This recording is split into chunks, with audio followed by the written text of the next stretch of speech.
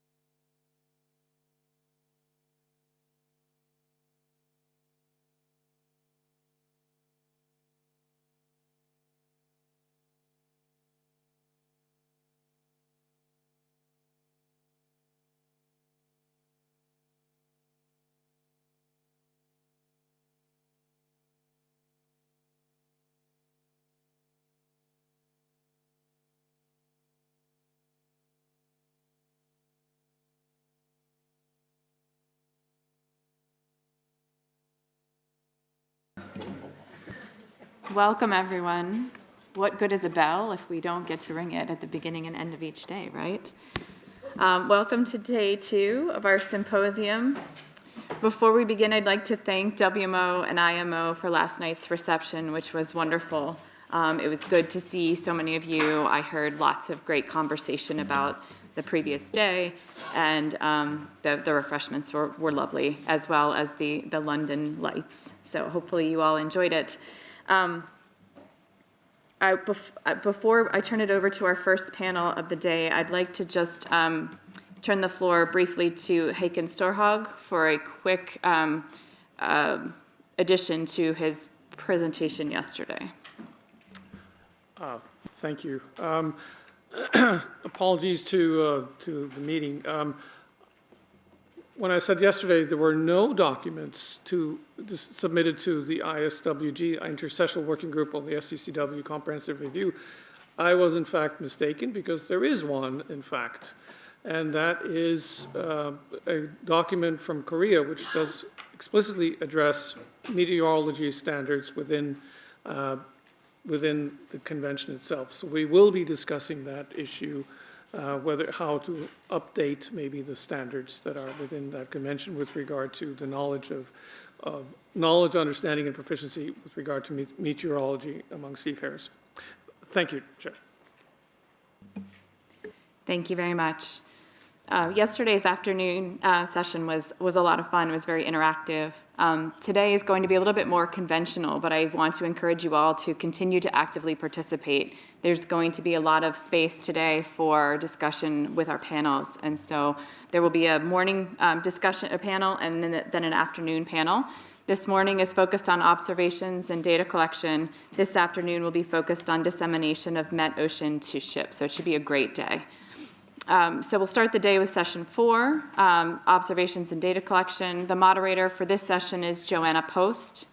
Joanna is the head of Ocean Observations and Services section at the Intergovernmental Oceanographic Commission, IOC, of UNESCO, and is the director of the Global Ocean Observing System, GOOS, of which the WMO and IOC are co-sponsors. She is working to sustain and strengthen GOOS to deliver operational services, including for risk management, forecasting, health, and sustainable ocean economies. Before joining IOC in 2023, she was with the United Nations Framework Convention on Climate Change, UNFCCC, Secretariat for over a decade, supporting intergovernmental negotiations. Joanna? Thank you very much, Chair. Good morning, everybody. I'm going to stand. Actually, this is very nice. This is one of the few lecterns I've actually stood at where I can see over the top of it. So I'm going to make the most of this. Real pleasure to see you all this morning. Thanks very much. Thanks very much to the Chair for that very kind introduction. I have a few slides that I wanted to start with this morning to introduce GOOS, the Global Ocean Observing System, to you. So hopefully, if you can. 4.1.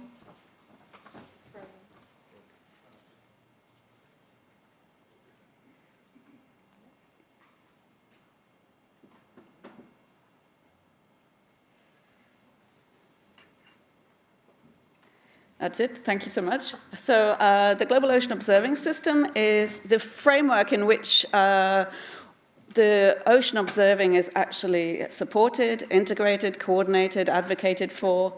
So it's co-sponsored by IOC, Intergovernmental Oceanographic Commission of UNESCO, the World Meteorological Organization, the UN Environment Programme, and the International Science Council. So we have a governance which really sits within IOC that give us our mandates, but we also work extremely closely with WMO. That relationship is extremely important to us, and we actually are co-sponsored with them as well, with staff and with coordination. We really sit in this space which links these sort of communities of practice, where we are providing that coordination to the networks, to the ecosystem of providers that are really working in the ocean to take those measurements, But we also have to think about the end of that value chain, the beneficiaries of ocean information.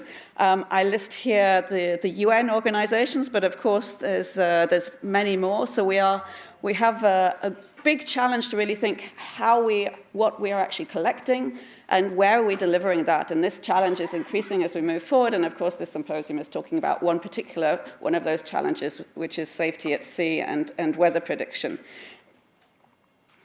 There are lots of dots on the map, but there are not lots of dots on the map. We have a real challenge to get measurements of the ocean, of the essential ocean variables that GOOS describes, both for physical measurements in climate, both for biogeochemistry and increasingly now for biology and ecosystems as well. So there are definitely not enough dots on the map.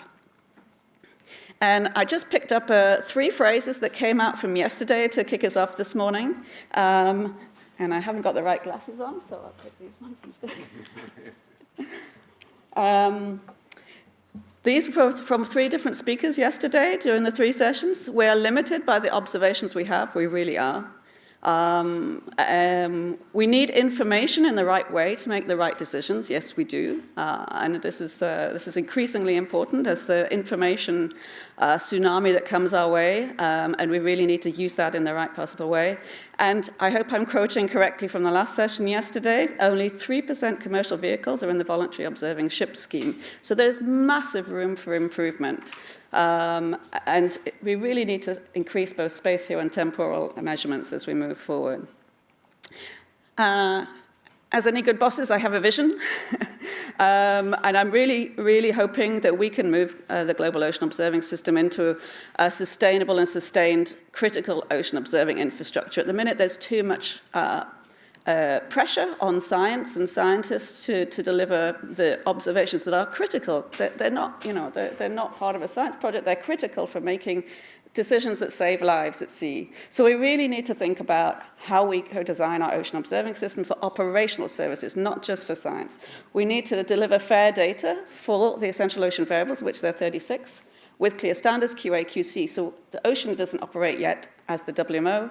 And we need to really think how to move that forward in a sort of more proactive, more engaged way. There needs to be thinking about how that global ecosystem of data and the data community that supports that delivers the information. We are working at the global level, but of course there needs to be regional and national coordination, integration, advocacy. These words came up a lot yesterday. Collaboration also came up.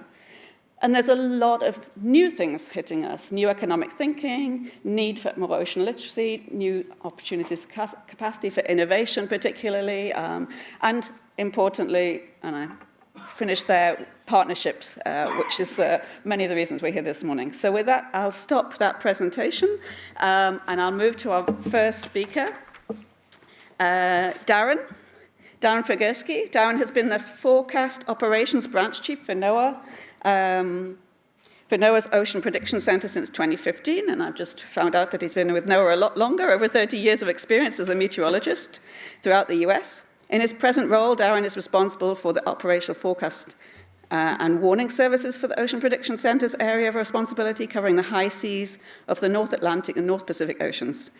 Darren chaired the joint WMO-IMO ship operations team from 2017 to 2023. Thank you for that. Responsible for increasing the participation of ships in various ocean observation programs. Darren, over to you. Thank you very much, and good morning, everyone. It's good to be here today. And I want to take a moment, if there are vessel operators or seafarers in the room who are taking observations, I want to say thank you. If you've never been thanked by a forecaster, my apologies, because they make such a big difference to us every day, and I'll demonstrate that in the presentation to follow. So I'll pause for my slides to come up.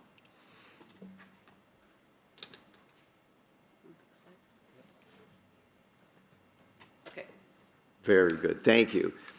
So every day, Ocean Prediction Center forecasters and forecasters around the world are still producing radio fax charts. And in my experience, about 25% of vessel operators are still using these types of charts. And with observations, sure, we could use the model background field to help generate them, but in every shift that I've worked, I have found observations to be able to be used to adjust the position of fronts, the strengths of highs and lows, the isobars around the systems to help understand a little bit better what the wind fields would be like, sea state analyses. I mean, there's many times where we're using observations to adjust what we have as a first guess to make sure that the information that we have in the sea state fields are as accurate as they can be. And so they make a big difference there. I go to this image here because in this location off the southeast coast of Florida, there's marine observations that show to the northwest, northeast wind, to the southeast of that, a southeast wind, easily able to designate where the frontal position is based on the observations out there.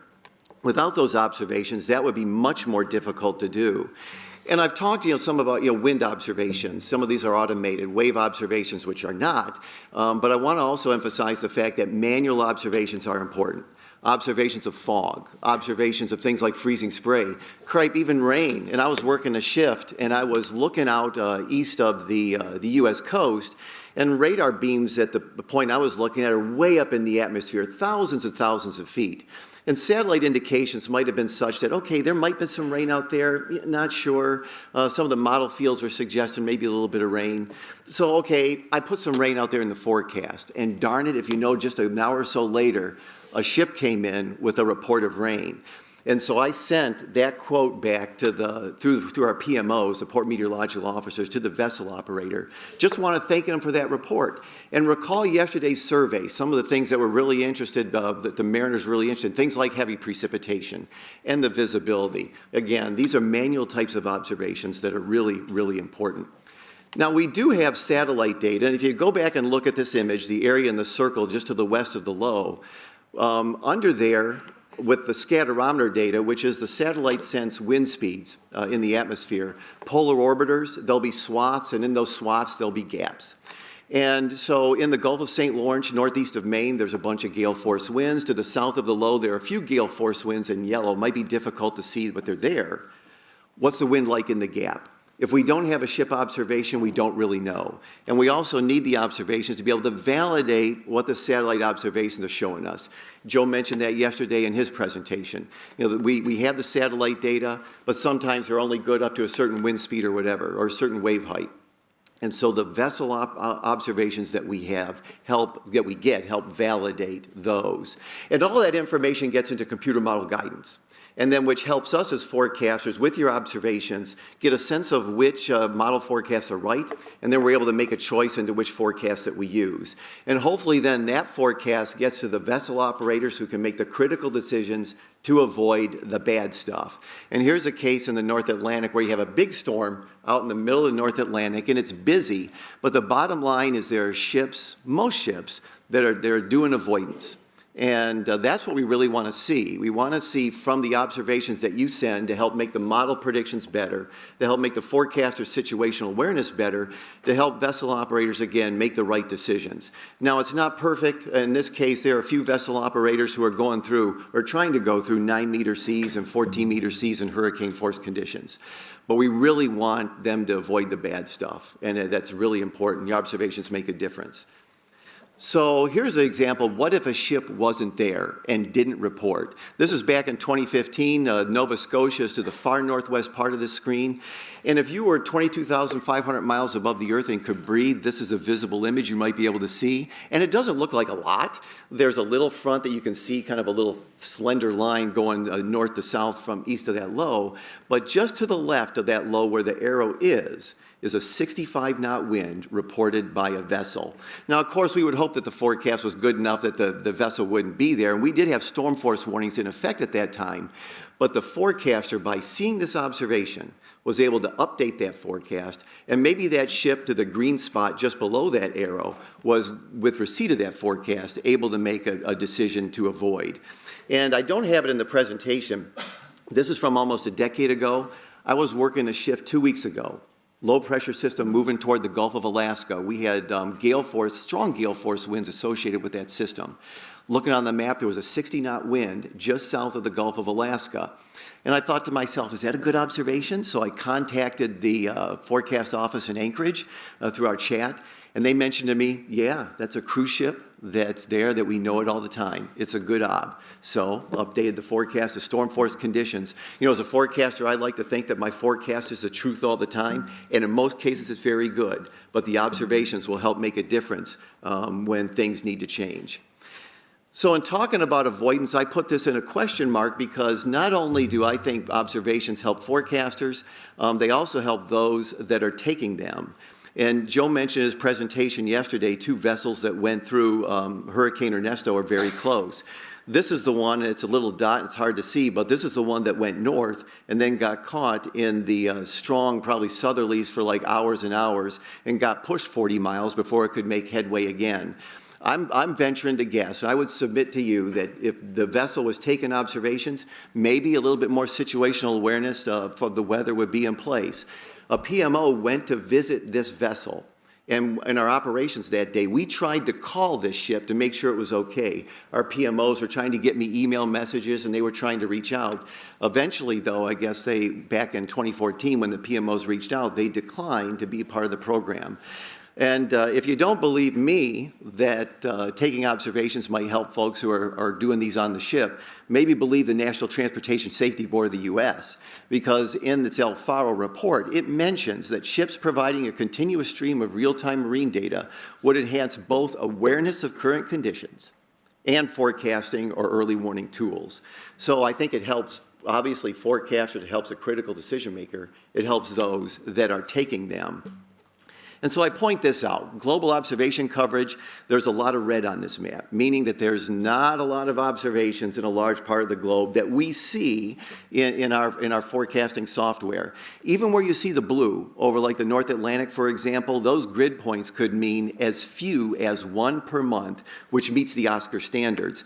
Yet, if you look at areas between South America and Africa, east of Africa over the Indian Ocean, north of Australia, you'll see, courtesy of marine traffic, there are a whole lot of ships out there. In fact, in some of these areas, more vessels in place than the number of ships where you saw in the blue in the slide previously. And there are a lot of entities right now that are taking observations that we don't see. There's the racing community, there's the scientific community that are doing research and have observations. Citizen science for cruisers, some of these go over the Southern Ocean.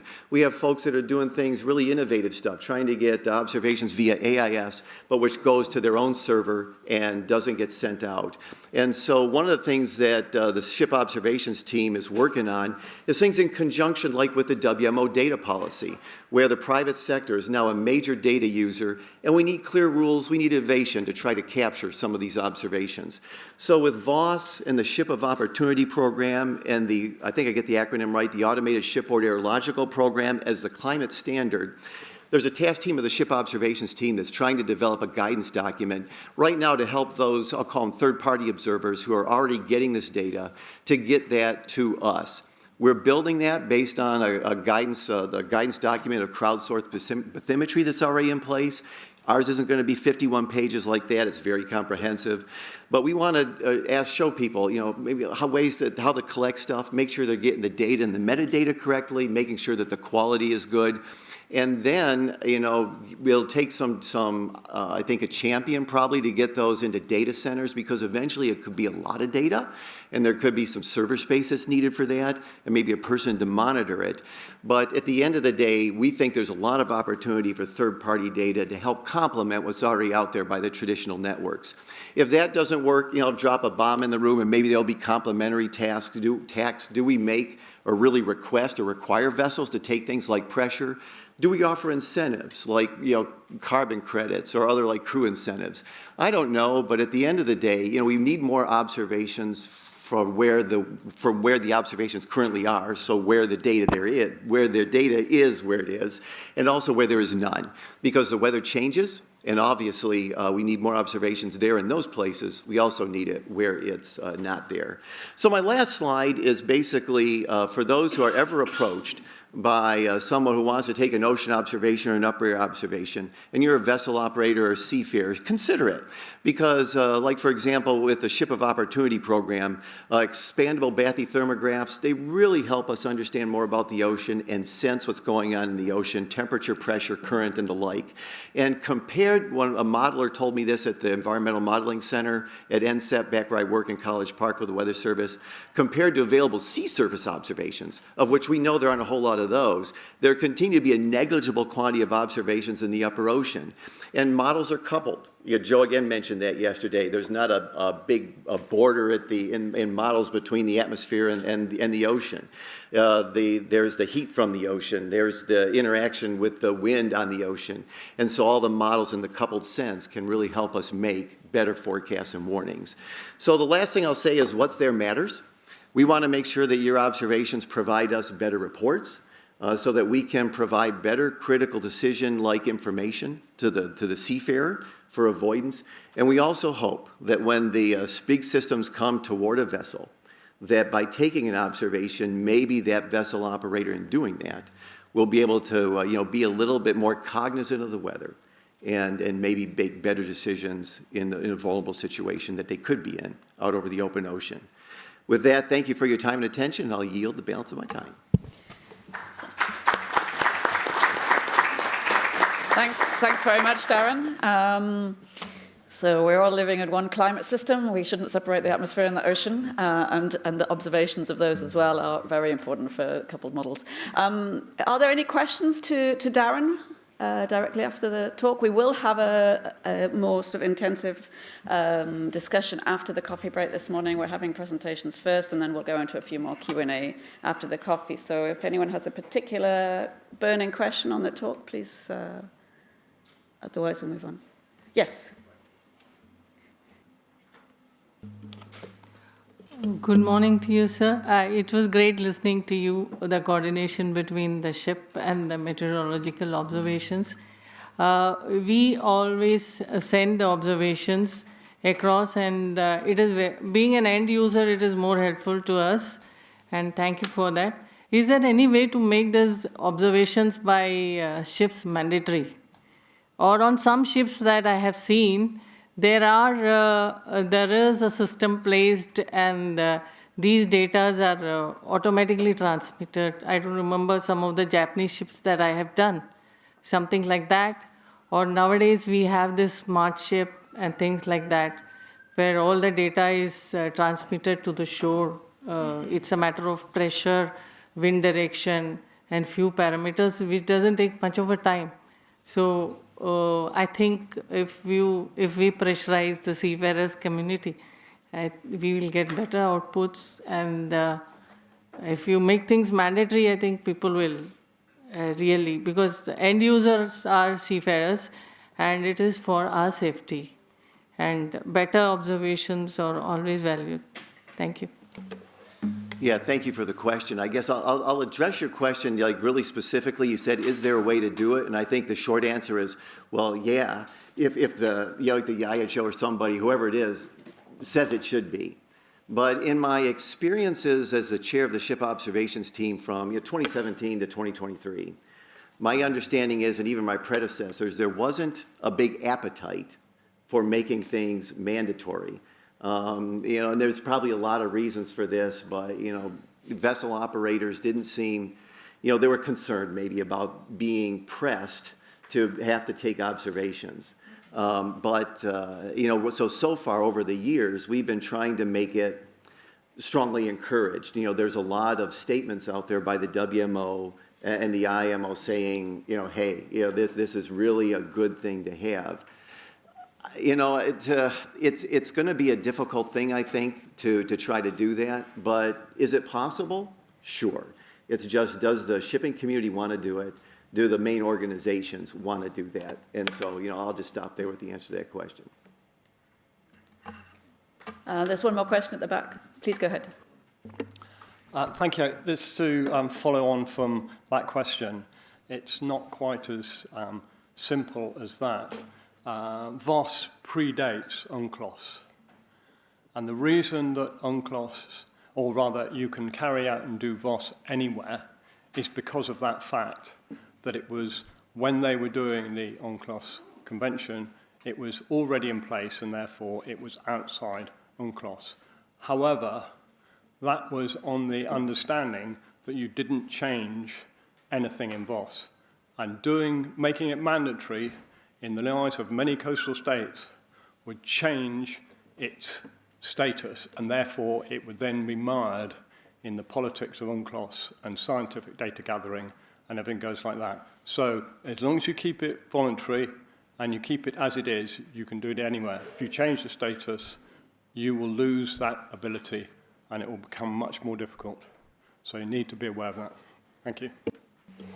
Yeah, and thanks for that comment. You know, it is, you know, through the policy type of stuff, and we face that trying to look at, in the ship observations team, a ship of opportunity program observations of things like, you know, ocean type stuff and EEZs, and that's been a problem. So again, is it possible? Yeah. Would it be hard? Yeah. And so, yeah, thanks for the comment in the back.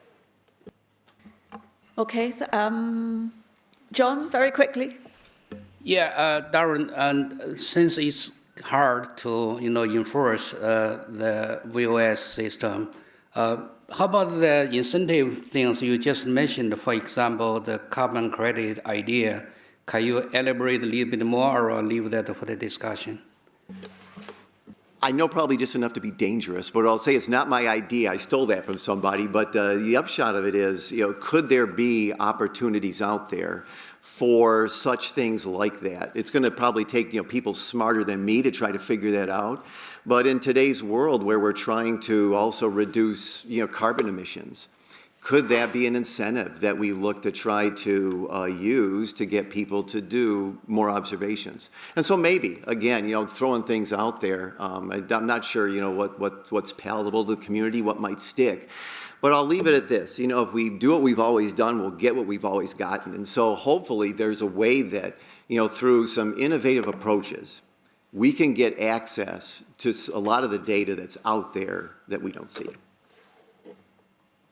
Thanks, Darren. Okay, so we move now to two speakers who will speak a little bit more to the national perspective. And we'll start first with Emma Steventon. Emma works in the Technical Services Directorate of the UK Met Office. She manages the UK's 200-strong fleet of voluntary observing ships, the Drifting Buoy Network, and a team of regionally based port meteorological officers. Emma chairs UMetNet's VOS panel and is a member of various intergovernmental teams to include the Ship Observations Team and Data Buoy Cooperation Team. Emma, the floor is yours.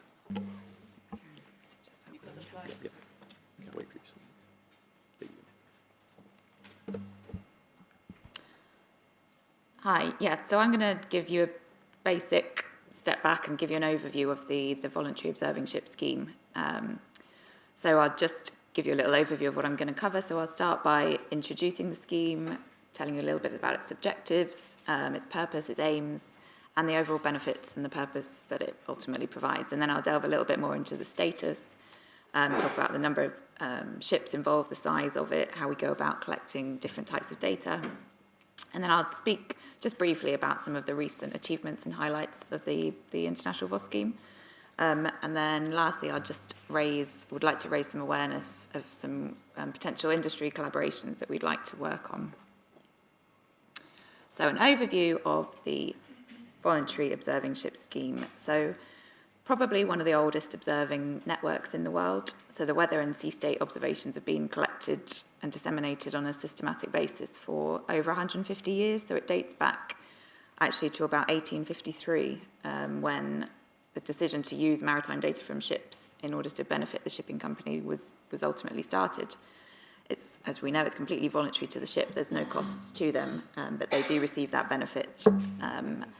All the costs come from the National Met Services, so we provide them, we loan them with equipment, and we maintain that equipment, we coordinate all the data management. And it's either via manual observations that the crews personally take, or it's through automatic weather stations, which, as we'll see, are becoming increasingly more common. So the wide-reaching impact of the VOS means that it really is a unique, important and long-running programme in order for us to be able to understand the role of the ocean, its role in regulating the Earth's climate and in supporting essential maritime services. So the VOS programme is really coordinated at 3 different levels. So at the highest level really is, or higher level, is the ship observations team, who manage and coordinate with our international partners. And then beneath that, we have the ship observations team panels. So we have the VOS panel specifically, which coordinates activities through various different task teams. And then at a sub-regional level, we've got programs like UMetNet, which is the European programme that manages marine observations, specifically ESURFMAR, which is the European Surface Marine Programme. And then underneath that, we've got the various national VOS programmes. So I think we've got about 25 different countries at the moment with recruited VOS fleets, and we'll have look a little bit more at that shortly. So, as I said, the long-running history of the VOS programme means that the kind of unique observations are really important for a multitude of applications. So forecasts and warnings, which are recommended under the International Maritime Organisation's SOLAS statement, for global numerical weather prediction, for climate monitoring and supporting adaptations to climate change. They are essential for being able to validate ground truth satellite data. Often they're the only source of real-time in situ information that's available to validate those satellite observations. They've got many applications for commercial processes like ship design, maritime operational planning, maximising shipping routes, making them more efficient, those types of things. And also, obviously, one of the essentials is safeguarding commerce, property and life. So, I mean, the value of these observations really can't be overstated in terms of their importance to maritime safety. It really is an essential service for all safety-related services for ships at sea. So just to have a quick look then at the current VOS status. So this is a map showing all the VOS observations that were collected during 2023, so broken down by the individual VOS countries that participated. So based on the data which was in our international metadata database, which is OceanOps, there were 2,874 ships known to be reporting VOS observations in 2023, and collectively that was just over around 4 million observations. So what we're seeing more and more, as I'll show you a little bit more in detail in a second, is that we are starting to see quite a large increase in the number of automated stations as opposed to the traditional manual VOS setup. And this is not surprising, really. If we have a look at the next slide. So the top map there is showing the automated VOS observations, and the bottom one is showing the manual VOS observations. Apologies for that. And what we can see is that although the coverage on the automated VOS looks less, there's around they probably make up around 25% of the full VOS fleet, and the manual VOS make up around 75% of the fleet. What we're actually seeing is that the automated VOS contribute about 75% of the observations, although possibly fewer parameters. So we've got to find that balance between, do we want less frequent observations with the full suite of visual observations, or are we happy with the way that things are moving towards a more automated approach where we're getting much more regular, much more high frequency, probably higher quality data, but at the moment on fewer ships, which is something that we'd hope to expand. And one way we're looking to do that is to move towards a more kind of hybrid approach where we get the best of both worlds. So we don't want to lose that manual VOS component. So we're looking to start building, or we have started building and installing automatic weather stations that also allow for manual observations to be maintained and contributed as well. So we get both elements effectively, creating a hybrid system. So we've seen this slide in a couple of different forms already, but just to really hammer home the point of where we do have the kind of the bulk of these observations. So the blue areas that we're looking at here, so this is pressure data. This was just a snapshot from August last year. And so the darker blue is really where there's no data at all. So that really is where we actively try as a VOS community to try and obtain observations, to try and source ships going into these regions, whether it's merchant ships, which we know obviously don't frequent these kind of waters very often, and more frequently, as Darren alluded to, the kind of the citizen science, the third party, the round the world races that go ahead. We've started to collaborate much more and more with those kind of opportunities to try and obtain as much data as we can from these data sparse regions. So then just to give you a little bit of an overview of some of the recent achievements of the VOS programme. So over the last few years, as I said, we have been exploring more alternative technologies to obtaining and maximising the level of data, and looking more towards these kind of hybrid systems that we would install on a ship that would connect with our current e-logbook observing software and allow the crews to interact with it, add their own visual observations, for which there's probably no other means of obtaining that over the ocean. So the Europeans, a lot of the European nations use what's called a GOOS system, so that's the European Common AWS system. In the Met Office, we've got our own AWS called an AMOS, and there's various other ones the United States frequently use a Mintaka. So there's all kinds of options, and it's something that we're looking to explore and expand upon. And one recent success which we had was the 7th International Port Met Officers Conference, which was held last year in Fiji, about this time last year, October, November time it was.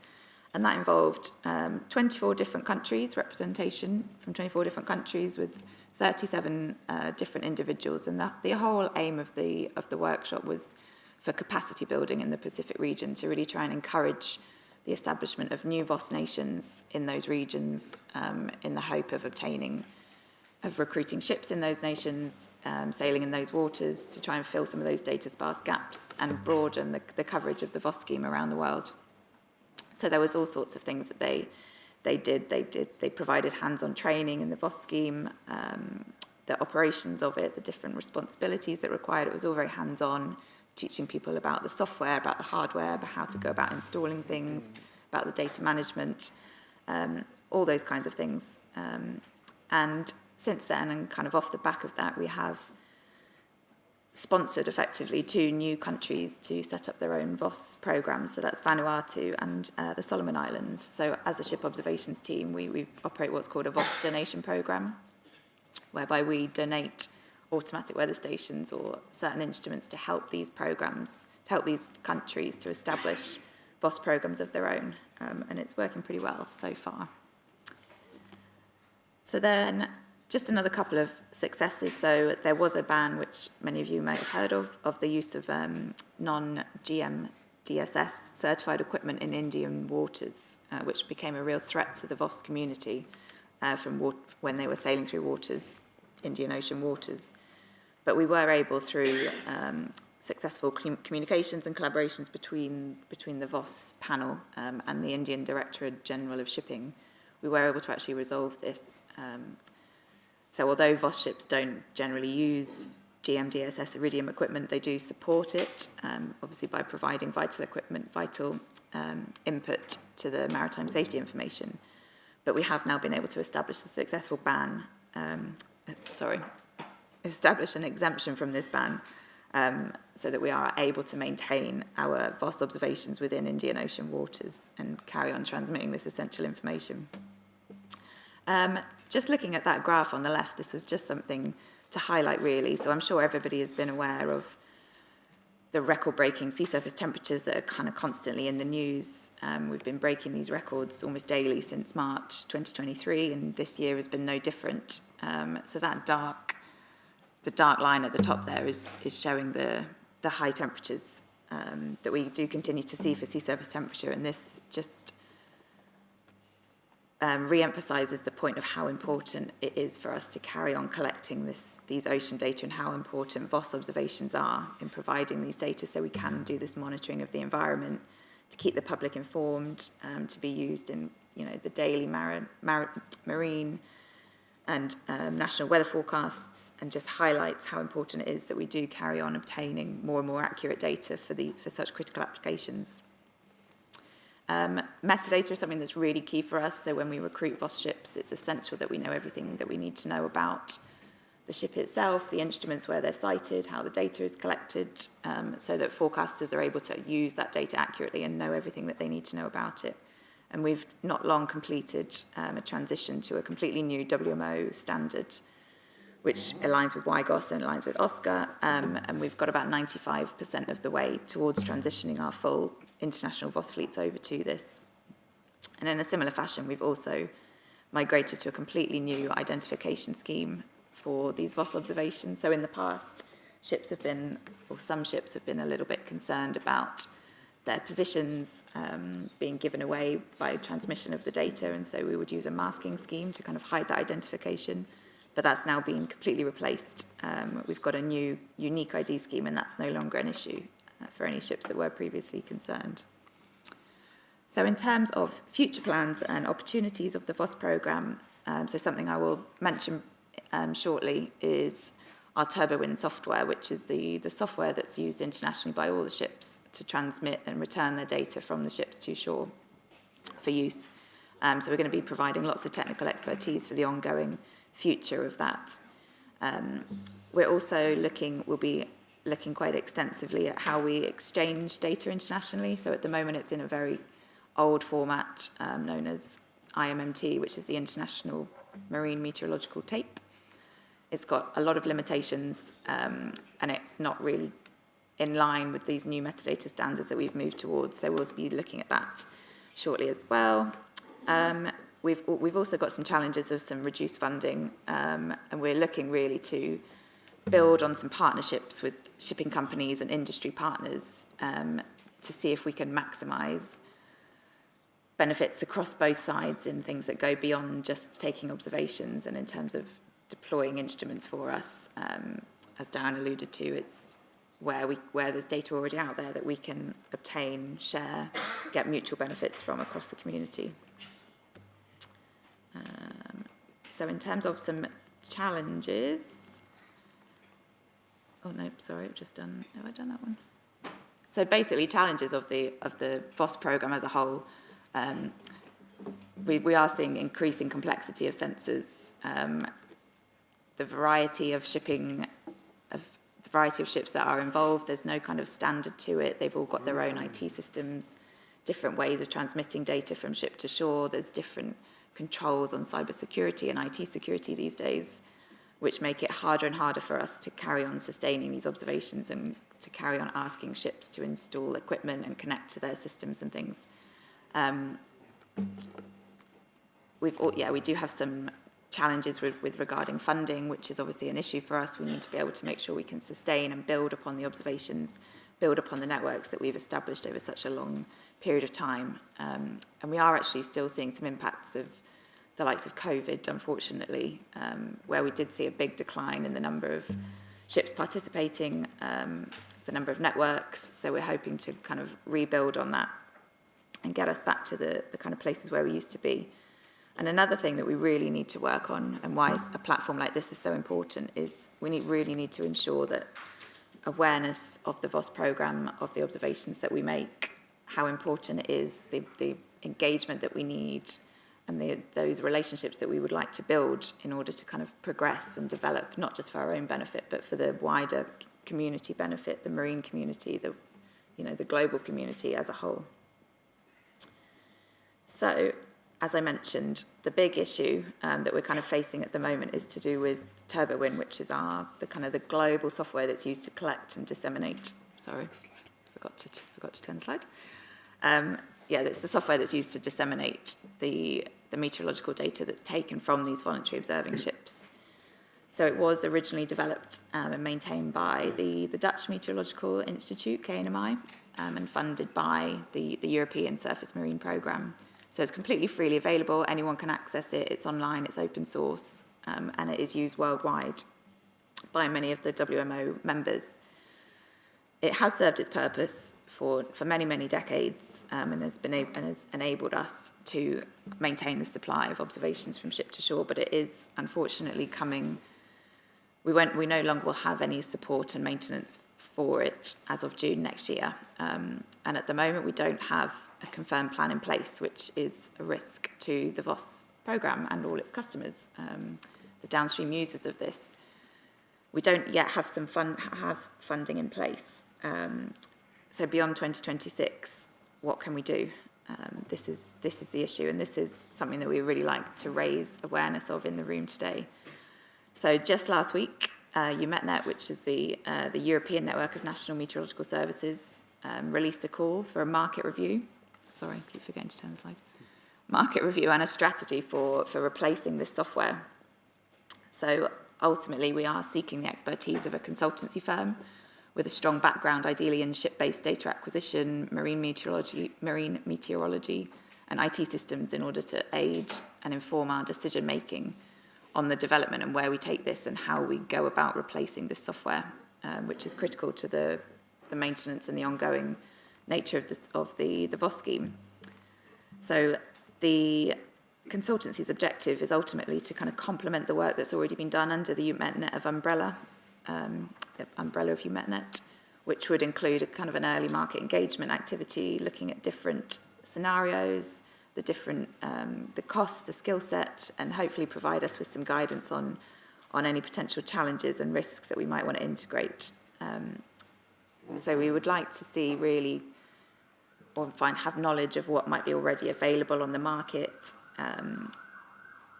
if there's anything that's already available off the shelf that we could make use of, or that we could adapt to facilitate observations from VOS, whether we completely redevelop the program that we've got already, start from scratch, or whether another option would be we maintain the software as it is at the moment.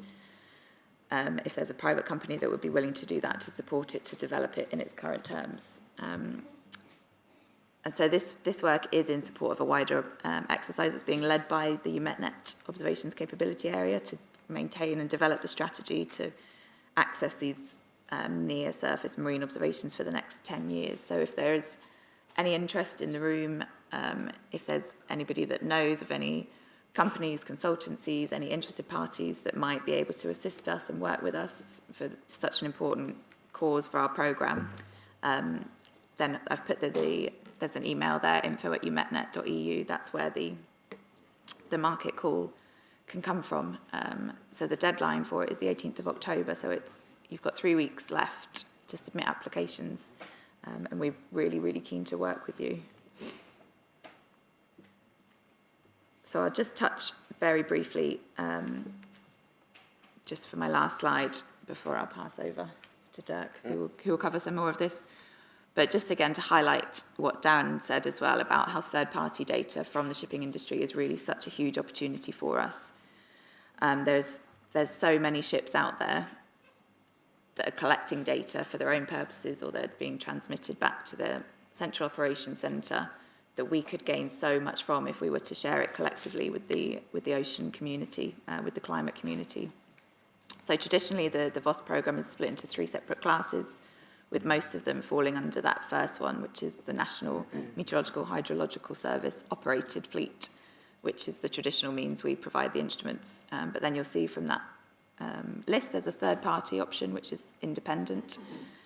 So ideally, we would work with these companies. It's something we have already started, or already starting to trial, where we receive some data from these ships, and looking where we can maximise resources, maximise benefits. So most of these sensors will be, higher accuracy, providing higher resolution data, be higher frequency, so we've got more regular reporting intervals. So ultimately, we're providing greater benefit for maritime safety services and information, which is greater benefit to the shipping community. Some of the challenges that we need to overcome, us as a VOS programme need to overcome, are how we kind of manage the data quality if we're not the ones informing the instruments, being in control of the instruments, knowing where they're sited, what type they are, all the metadata around it, and how we go about processing that data as well, so that it is available for others to be used. But I won't touch any more on that, because I'll leave it for Dirk, who will be speaking to that shortly. So then, just to conclude, just to summarise the things that I've covered so far. So the VOS scheme really does play a vital role in the global ocean observing system, and provides valuable data and unique data that's often not available from any other platform.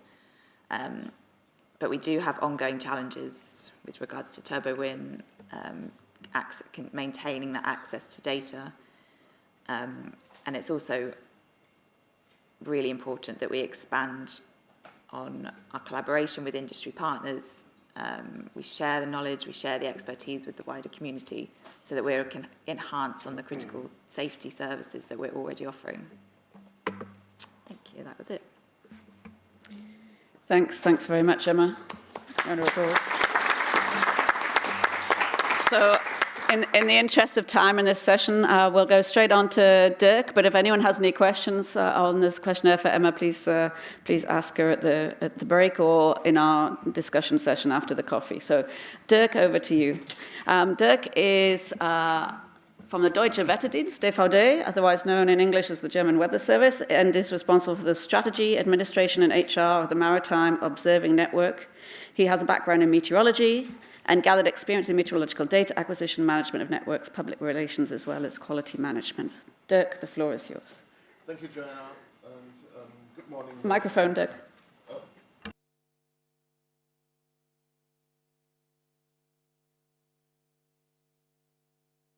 The middle one. Oh, yeah. I'm sorry. Thank you, Joanna, and good morning, ladies and gents.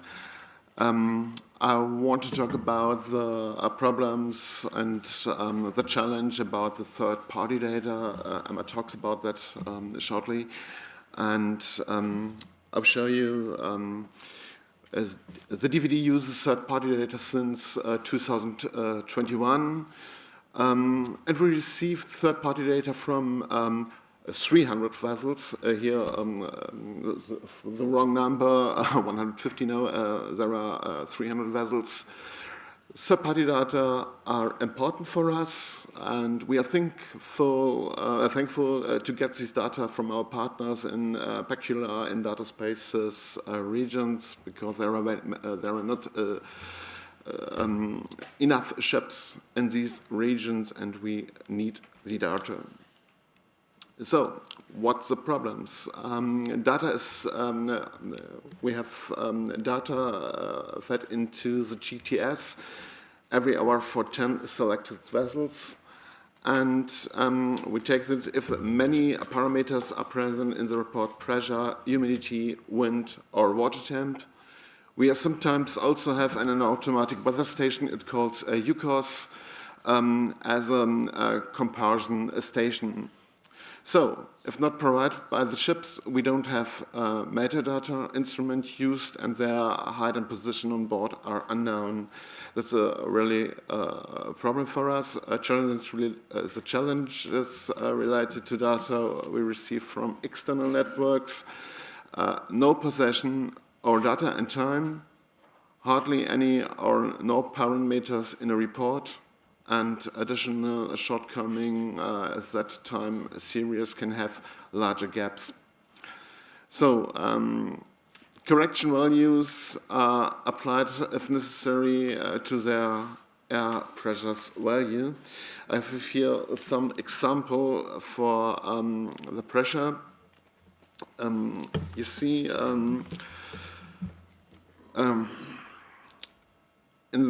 we already had to detect the ingestions into the GTS for some vessels because quality control checked pressure data fluctuate too much. Therefore, there was no possibility to adjust the value through a correction value. You see here a lot of ups and downs at the time, and the data are not really good for us. So, we have the external networks inform about the problem with their onboard sensors. We do not want to generate too many faulty or wrong data sets. The injection of the vessel's data is stopped in any quality control appears faulty. And at the moment, the data should be given a lower priority for evaluation or interpretations. So, what can we do? The question is, are there is it possible to make new standards from the IMO for third-party data? I think it's the right way, but I think it will be very difficult to do this. And we have a great discussion, I think, about the third-party data, and we have look forward to check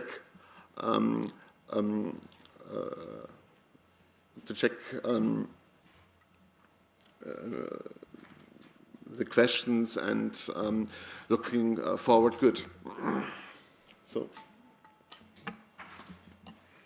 Thank you. Thank you very much, and for thanks very much, Dirk, and thank you for bringing us back on time as well. That's much appreciated. Does anyone have any questions, either for Emma or for Dirk at this stage, before we move on to the next speaker?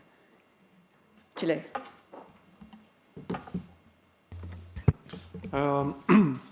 Many years ago, it was the idea of collecting data via AAS and LRIT, long-range identification tracking and automated identification tracking, because of the chips already have their weather station integrated into the navigation system. So I don't know if there is a technical problem to send the data, or there's a ownership reluctance to share the data, or so what happened with that idea, if anybody knows about it. Emma, Dirk? Mathieu, do you want to? Yes, thanks. So without being a full expert on that, I think it's an area that hasn't released its full potential. There's definitely some space to transmit data there, but all that requires some coordination, technical coordination, and across SOT, and there are already a number of, I would say, technical challenges to resolve. So this one is something that is piloted. I don't know where it stands now, but it's definitely one of the solutions also to enhance the data availability for models. Thanks very much. Okay, so we move now to Erwan Gabriel, our next speaker. Erwan is the Fleet and Ports Director for Brittany Ferries, a role he's held since 2018. A former sailing teacher, keen kite surfer and sailor, Erwan began his Brittany Ferries career in February 2002, rising through the officer ranks to relief captain in 2013. Erwan has sailed on cruise ferries connecting France and the UK, as well as on long routes sailing through the Bay of Biscay to northern Spain. Erwan, the floor is yours. Thank you. Good morning. So I will give you a ferry operator point of view on weather forecast and also weather data collection and observation. Brittany Ferries is a ferry operator that had carried last year 2 million of passengers on 150,000 lorries on 12 ships connecting Ireland, France, United Kingdom, and Spain. So we operate 14 maritime routes, and we operate on 12 ports in Europe. We have started 4 years ago our biggest fleet renewal program. So we have received 3 new ships, and we'll receive 2 new ones next year. To become cleaner and greener today. So the next ship to come will be hybrid vessels, so both electric and LNG energy. Why weather forecasting is so important for us? Because it's first a topic of crossings. All over the year, we are doing around 6,000 crossings. And these crossings are impacted by weather. So it's a decision to do this crossing, taking into consideration the weather. And there is a huge impact on customer experience, or we are carrying some passengers. It's important also because it can break activity. We have suffered in the past from some events. The biggest one is huge freak waves that have broken some windows on the Pont-Aven. So it was in 2006. And we had 6 minor injuries, so the event was under control, so not so many impact, but the main risk is the damage on the reputation of the company. And we have also some small shift of cargoes or some passenger falls.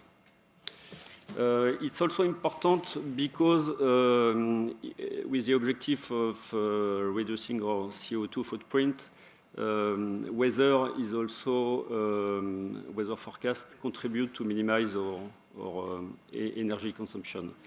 In addition to the new generation ship, we have fitted our vessel with a routing tool, so weather routing is now important part of our passage plan. We have talked yesterday about about safety. So safety is the first responsibility of the captain. First, the responsibility to take the decision to sail. It's very important that captain has all the information on the good information to take this decision. And for weather, by weather forecast is very important. We are operating in quite a short journey, so the maximum is 28 hours, 30 hours. So we are preparing the journey, the crossing with the forecast, but what is expected is not for more than 30 hours. On the captain, for the moment, we are just assessing weather forecast with a public website as Windy on WeGo, and we have quite a good forecast quality in general. The main risk of bad weather is a shift of cargo, passenger falls, ships damaged during maneuver, and also it's quite new, but with bigger ship, it's the risk for vessel at berth to break mooring. So it's not only during the crossing, it's at berth, during maneuver, and also on at sea. It's very important for us. We can anticipate action because the decision to sail, we have to adapt the action, the preventive action, to mitigate any risk. So we have some procedure to take preventive action depending on the weather forecast, on weather condition encounter. Second impact is on weather, is on commercial activity. It's not the last update of the document, but it's 10% of disruption during winter. It's 215 crossing cancelled or modified out of 2,000. So it's quite a lot, on mainly during the winter period. We have a process in our company to inform passengers of any change in their crossing at least 24 hours. So we take the decision 24 hours to sail or not. The captain takes this decision. So again, to have a good quality of forecast 24 hours before is important for us. During the crossing, the sea state is much more important in our activity because of the movement of the vessel and the discomfort that can encounter the passenger. And nowadays, passengers don't understand what is unexpected. In their feeling, we have to know and we have to take the good decision, and forecast must be of a good quality. We have also, but it's more linked to our business. When we have bad weather, passengers don't go to the restaurant, so we have a loss of onboard sales.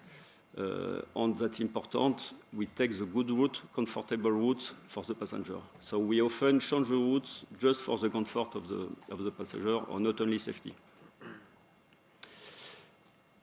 Third impact is on CO2 emission. So we have in the maritime industry a challenge, a big objective of reducing our CO2 footprint. On weather, as I said previously, with our routing tools, weather forecast, weather data are important. We can save between 2 and 5% of CO2 on energy consumption with these routing tools. You can see on the drawing the routing routes proposed by this tool, even on a short sea crossing. And it can save, we have done some simulation, if we increase, for example, by 0.3 miles the route, the length of the route, with 2 ships all over the year, it's more than 1,000 tons of CO2. So the impact can be important with the frequency of the crossing. So on the future, wind propulsion will become more and more important. Brittany Ferries, we have not yet some sailing ferries, but it comes slowly, and the weather forecast will become on the ship not only for safety to take a decision to sail, but will become an important way of having the ship do the crossing with the best consumption, the best speed, the best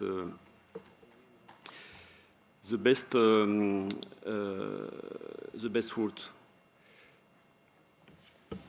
At this time, we are participating in the voluntary observation scheme, mainly with Météo France and Met Office.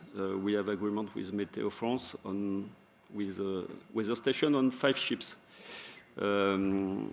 We have also agreement with Met Office, and we have a fully automatic weather station on 3 ships, but we have still remaining 2 ships without station. Less and less officers are doing some observation because we have an increasing of administrative tasks. New officers are maybe less interested in what is outside compared to old generation. So it's something we can see a lack in this observation on involvement of the officer. So it's something we can improve. We can do much more on observation. We can also add some weather station on the new ship will receive. As we are doing a fleet renewal, we have opportunities to fit our new ship with some weather station.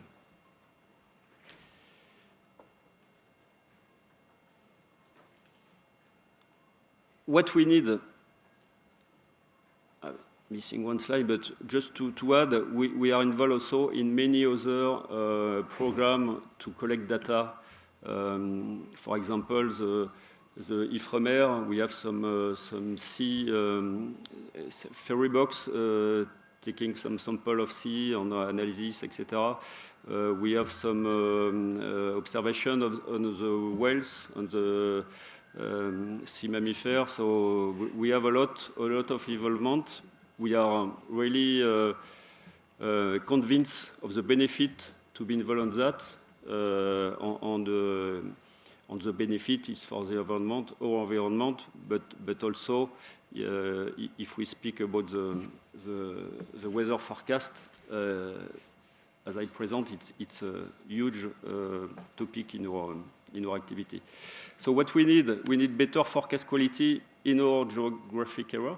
So we operate in the Western Europe, so mainly in Biscay, Celtic Sea on Channel. So it's always the same area. So we know it, we have experience, but we can see in the last years, and we have more and more changes in the last 24 hours before the selling in the forecast. So we can see some instability on that. We need also more observational data in situ, in live. It can be data from buoys, it can be data from warship. We have spoken about that yesterday, to have access to the real-time data observation.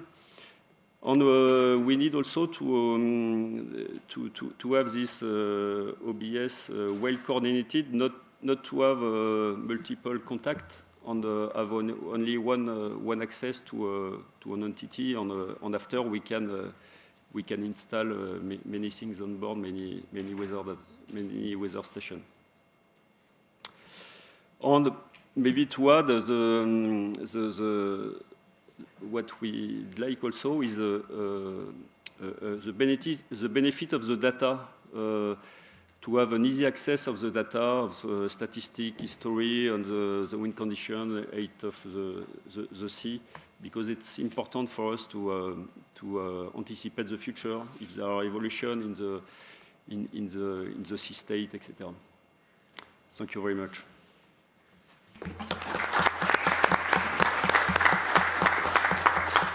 Thank you very much indeed for that very interesting perspective. Are there any questions? I'll take one here, and then Cameroon. So Germany. Yes, thank you very much for the presentation. I was interested in the last slide you showed better forecast quality or better data quality. What do you mean by that? Because forecast quality is a wide range of, or covers a wide range of topics. So what kind of better quality forecast data would you like from us as National Weather Services? So, when I say weather forecast quality, it means several things. We have access to different models, to many models, so we can do the comparison on. We have our experience to do our expectation on the weather forecast. When I say quality, it's the local quality, because in the model we can have some global forecast, but we need a local, very accurate local. So something maybe that missing today. And we need also the assessment of the possible change of the weather forecast. For example, if the situation will change quickly, you have an element to say that there is a risk the forecast change. It's important for us to have this assessment. And at this moment, we don't have really, and as I said previously, we have experienced some last-minute change, but huge change in the sea state forecast or wind condition. So in the last 6 hours between two updates, we can see a very big change. That in your feeling, we had not in the past. It's a feeling, but... Thank you. Canada. Actually, I had the exact same question. But just from your response, it sounds like you're saying confidence and consistency seems to be what you're really looking for in the forecast. And it's not, well, I mean, everybody would love to have more, geographic detail and accuracy, but it's really confidence and consistency. Is that what you're explaining here? Yeah, exactly that. Yeah. We know that forecast can be, there is a margin of error, so we know that, we take that into account. But to have this weight of that possible change on certainty of the forecast. Thank you. Cameroon? Okay, thank you for the presentation, Mr. Gabriel. So my question is about you. In a slide that you show, you talk about the Meteo France and UK Met Office about the voluntary observation scheme. I've seen something you say that you have very few manual of observation. Does it mean that it's not enough for your officer to know how to observe, or do you? We have 5 ships with a station with a computer interface. We can do manual observation, and we have 3 ships with fully automatic without this interface. So on the 5 ships with interface, I ask the question to prepare this presentation, and officers, very few of them are doing some observation. Why? Because maybe one element before, and I'm not sure it's working properly today, before these observations were paid. So it was a stimulation for the officer to do it. But even without that financial element, the increasing of tasks required, administrative tasks, we are in a short crossing, so we are in maneuver. So the time of the observation is not always the good time to do the observation. So there is many elements explaining that, and also maybe because we are not telling them enough, we have a lack of training, of skill, etc. on the weather. It was a topic yesterday, but I fully agree on the need for our officers to increase their skill on weather, to let them realize that observation and the data collection is really important for the accuracy of the forecast and to feed the model. Thank you very much, Evan. Great. So we've heard about the need to widen observation, optimize data flow, build clear data standards, capacity development, build and optimize the ICT innovation and technological support we need. Ultimately, it's a need for, and I use this word a lot, systematic observation, not just observation, but it needs to be systematic because we need to think about how it's being used and the fact that we cannot just take a mix of data and use that. It needs to be systemized and with clear standards, QA, QC. And that is a challenge, an increasing challenge moving forward as we address the changing and stronger weather systems due to changing climate and the changing ship systems, some of which we've seen for the future. So with that in mind, I pass to our final speaker for this session, my colleague Mathieu Belbach. Mathieu is the manager of Ocean Ops, the joint WMO-IOC UNESCO In Situ Ocean Observations Program Support Center, Ocean Ops, based in Brest. He has 20 years of experience in ocean observation systems implementation and has been the architect of an ambitious web-based information system to monitor the GOOS in real time, the dots on the map. He's pioneered cooperation with mariners to help sustain the global ocean observing systems and raise public awareness of met ocean observations. Mathieu, over to you. Thank you, Joanna. And thanks everyone from IMO and WMO Secretariat to set up this data and observation session, which is very important, and to all the panel and experts that brought a number of important points there. So Ocean Ops' role is to make the ocean observing system better. That's what is driving us every day on many different regards. And we believe, on behalf of a large community, that ship-based observation are really ready for a new age, a new era. So let's see how we can do that. First, this observing system is probably the ancestor of all in situ observing systems of the planet. It has been delivering critical weather and ocean data, essential for safety and for marine businesses, for more than a century. And actually, this systematization of marine meteorology observation led to the establishment of the WMO. So it's really a pillar of the global ocean observing system, the big map with many dots you saw before with Joanna's presentation.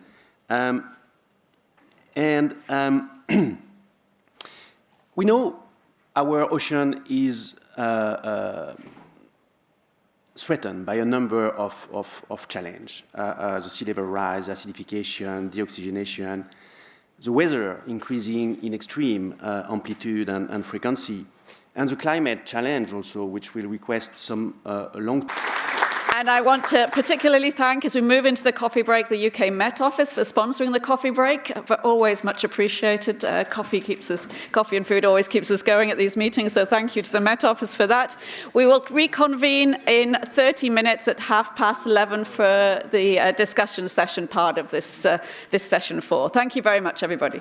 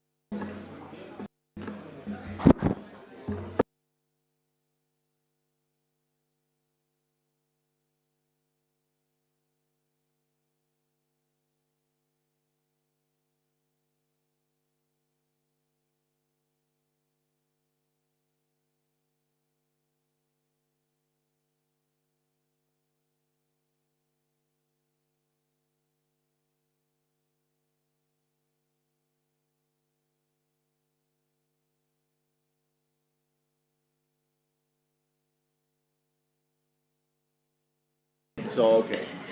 Hello. Hi, everyone. Welcome back. So I've been told that the camera doesn't focus. I'm going to sit for this bit, even though the chair is very low. So practice my straight back. So welcome to the second part of this morning's session.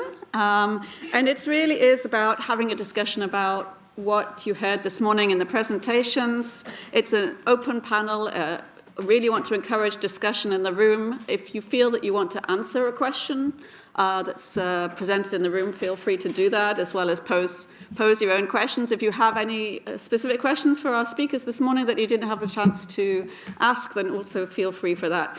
We have already flags up, so that's a great start to the session. I'm going to take Bahamas first, who had the flag up, I think, sort of from 2/3 on the morning session, and apologies, I didn't spot it till later, and then Argentina. So Bahamas, over to you. Thank you, moderator. I just wish to thank all of the panelists for their contribution this morning and in sharing their presentation and their way forward. I wish to follow up on something that was mentioned by our colleagues from Chile a bit earlier, and that concerns the LRIT system, which is already a requirement under SOLAS. I think it's under Regulation 5/19-1, whereby ships on international voyages automatically report their positions every 6 hours. So it's already a requirement.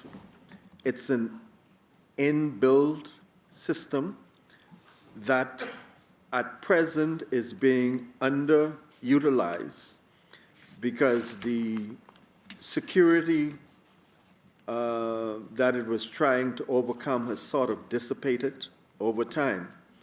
But the requirements are still there. And I wish to ask the panelists, with their knowledge, if there is some way that, for instance, the basic weather station that was mentioned in the discussion by the last panelist can be interfaced with that system whereby you get a reporting on the weather reading at that time every 6 hours. I just wish to throw that out there and see where that goes. Thank you. Thank you very much. Panel, would anyone like to respond to that? Darren? Yeah, I can start. So, yeah, there are systems out there I know that can be, directly interfaced with a vessel and get us observations. And that could be one. Maybe through AIS is another type. Right now, again, I guess the debate is, do we make that a requirement, or is it something like could be a voluntary thing through a third-party construct where we're able to capture that observation through whatever method it is and be able to get that and utilize it. Of course, there's concerns about quality and being able to get the metadata and so forth. But I do think there's opportunities there.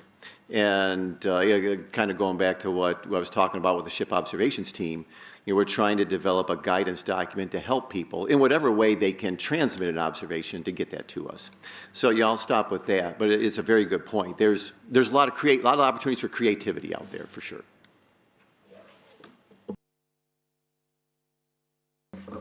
So thank you. I think it's, again, on the line of the remark from our colleague on the AIS capability. Do you suggest an amendment to this regulation for the ships to transmit not only their position, but maybe critical weather parameters? Do you want to work around that regulation? Or because the other point is to work on the technicality of that, which would request, I think, a well-identified pilot project under the ship observation team and VOS, because you have a lot of technical challenge to overcome there, which can be addressed. But I think it needs to be elevated at a proper pilot or maybe it was done in the past. Darren, you were the former chair of that panel, so what do you think? I mean, this request work, right? Are you talking about like a pilot? Yeah. If there is a vessel or vessels who are interested in piloting anything like that, reach out to us and we can try it. Onesies, twosies, threesies, whatever it is, we have the capacity, I think, to try some of those things.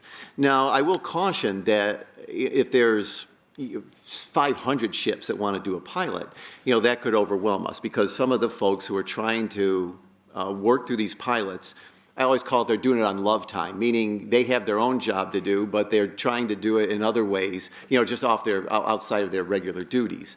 But if there is a vessel or vessels, a couple, three that would want to pilot away, let's talk, and maybe we can check that out and see how it works. Thanks very much. Alvaro? Thank you very much. Thank you all panelists. It was really interesting to learn from your expertise and different aspects of the observations.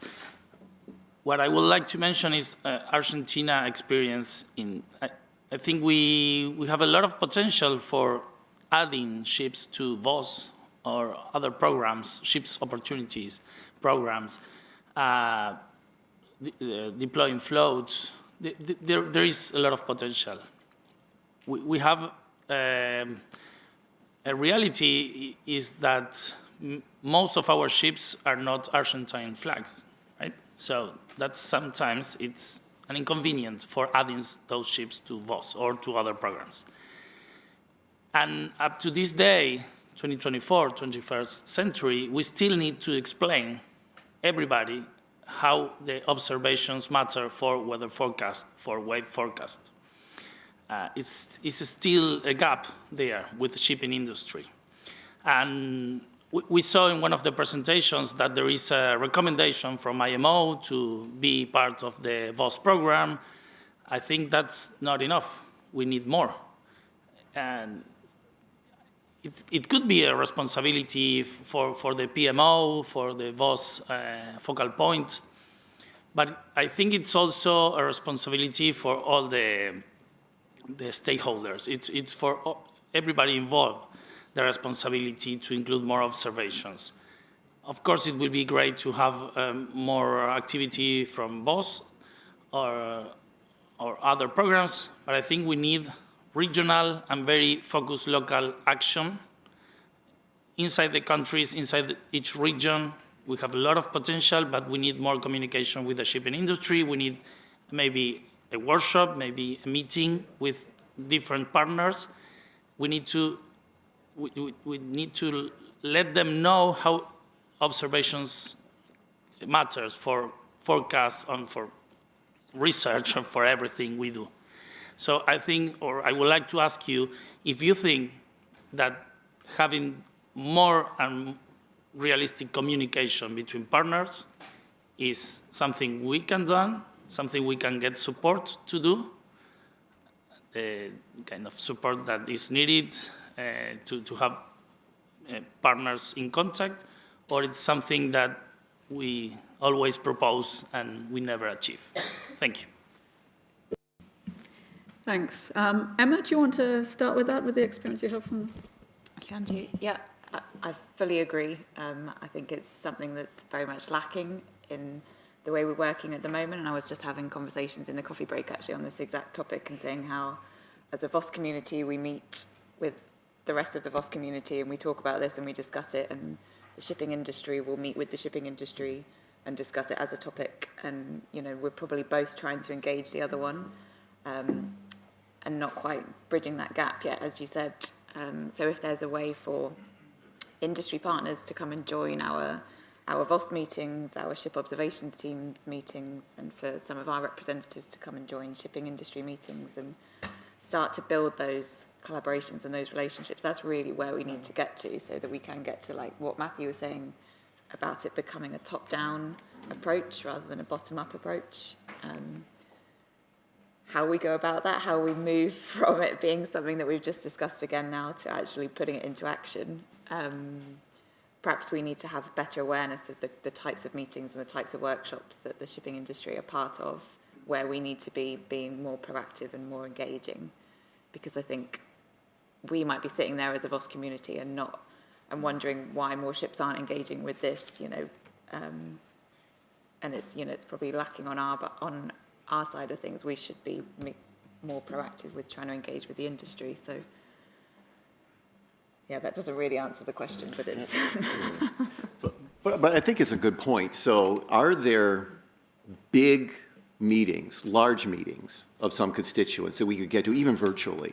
Yeah, right now, the port meteorological officers, they're a finite resource. So there are several of them, more than several, but scattered around the world, who are trying to reach. For the Wagner Institute in Germany. Since 2010, he has undertaken research in sea ice and snow cover in the Arctic and Antarctic through field campaigns in both polar regions. As just one example of his work, he spent 5 months aboard the icebreaker Polish Stern in the Arctic to study the interaction among sea ice, the ocean, and atmosphere. Let's welcome Dr. Marcel Nicolaus for his presentation on the use of emerging technologies to support dissemination of maritime safety information at sea. Yeah, thank you, and welcome to the Arctic. I would like to take you to the Arctic Ocean, so all the way up to the North Pole. This is the area where you can really walk on the ocean all year long, although the Arctic is changing quite a bit. So we go there on purpose into the heavy ice. Probably for most of you, more the point of view is the obstacle of the ice or the danger. If I talk about sea ice, I talk about young sea ice in ice sheets as this one. In other places in autumn and winter, we have it more like pancake ice, we call it, in these shapes. Or over the summer, we find the sea ice with melt ponds, so that the melted snow on top of it, covering the typical characteristic Arctic in summer. Or also not as level as before, but more the deformed and ridged ice. So what all these photos have in common, they all showed you 100% ice cover. So most of you would just have one ice class. But if you go there, if you want to operate there, if you want to do science there, we have to distinguish that, and this puts challenges to ourselves, to the navigation of the icebreaker that we use. Yeah, so I would like to thank you for the invitation, in particular on behalf of our director, Antje Boetius, and my team of people who put together this presentation on the emerging technologies to support navigation in ice-covered waters. And all what I show you today are examples of our research icebreaker Polarstern. That's the vessel you can see in the middle of the picture. So, what are we doing there in the Arctic? What are our challenges and what are the navigational challenges? And I would want to point one very important thing is the very first, and also comes back in my conclusion, that the success of scientific expeditions for us depends on navigation. So when we go to the ice, we mostly don't go just through it, but we want to reach target regions and positions. And often they are defined by a few square meters on the seafloor and 4,000 meter depths, where we have the ice pack drifting with half a knot to a knot above us. So you have to keep the vessel in a position to target what you can't even see. Navigation through the ice means for us optimization of station time and transit times, because the more we have station time, the more research we can do, and the less time we lose in the transit.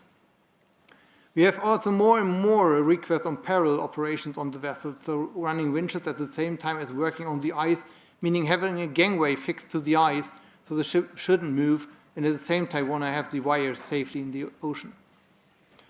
So a few examples, and that's where all this development that I show you today started kind of, was when we wanted to find a vent field in the sea floor in 4 kilometer depth. So we knew where it was approximately from heat maps, but we had to find it within 10 meters. And that's quite a challenge over the long distance. When we recover moorings or deployments that have to come up from the sea floor, and we don't want them to be on a big ice floe, but we want to have them come up in a small lead, as you can see on, or very thin ice, as you can see on the photos. So these are our challenges, why we care about it. So the vessel itself, the research vessel Polarstern, is the flagship of our polar research.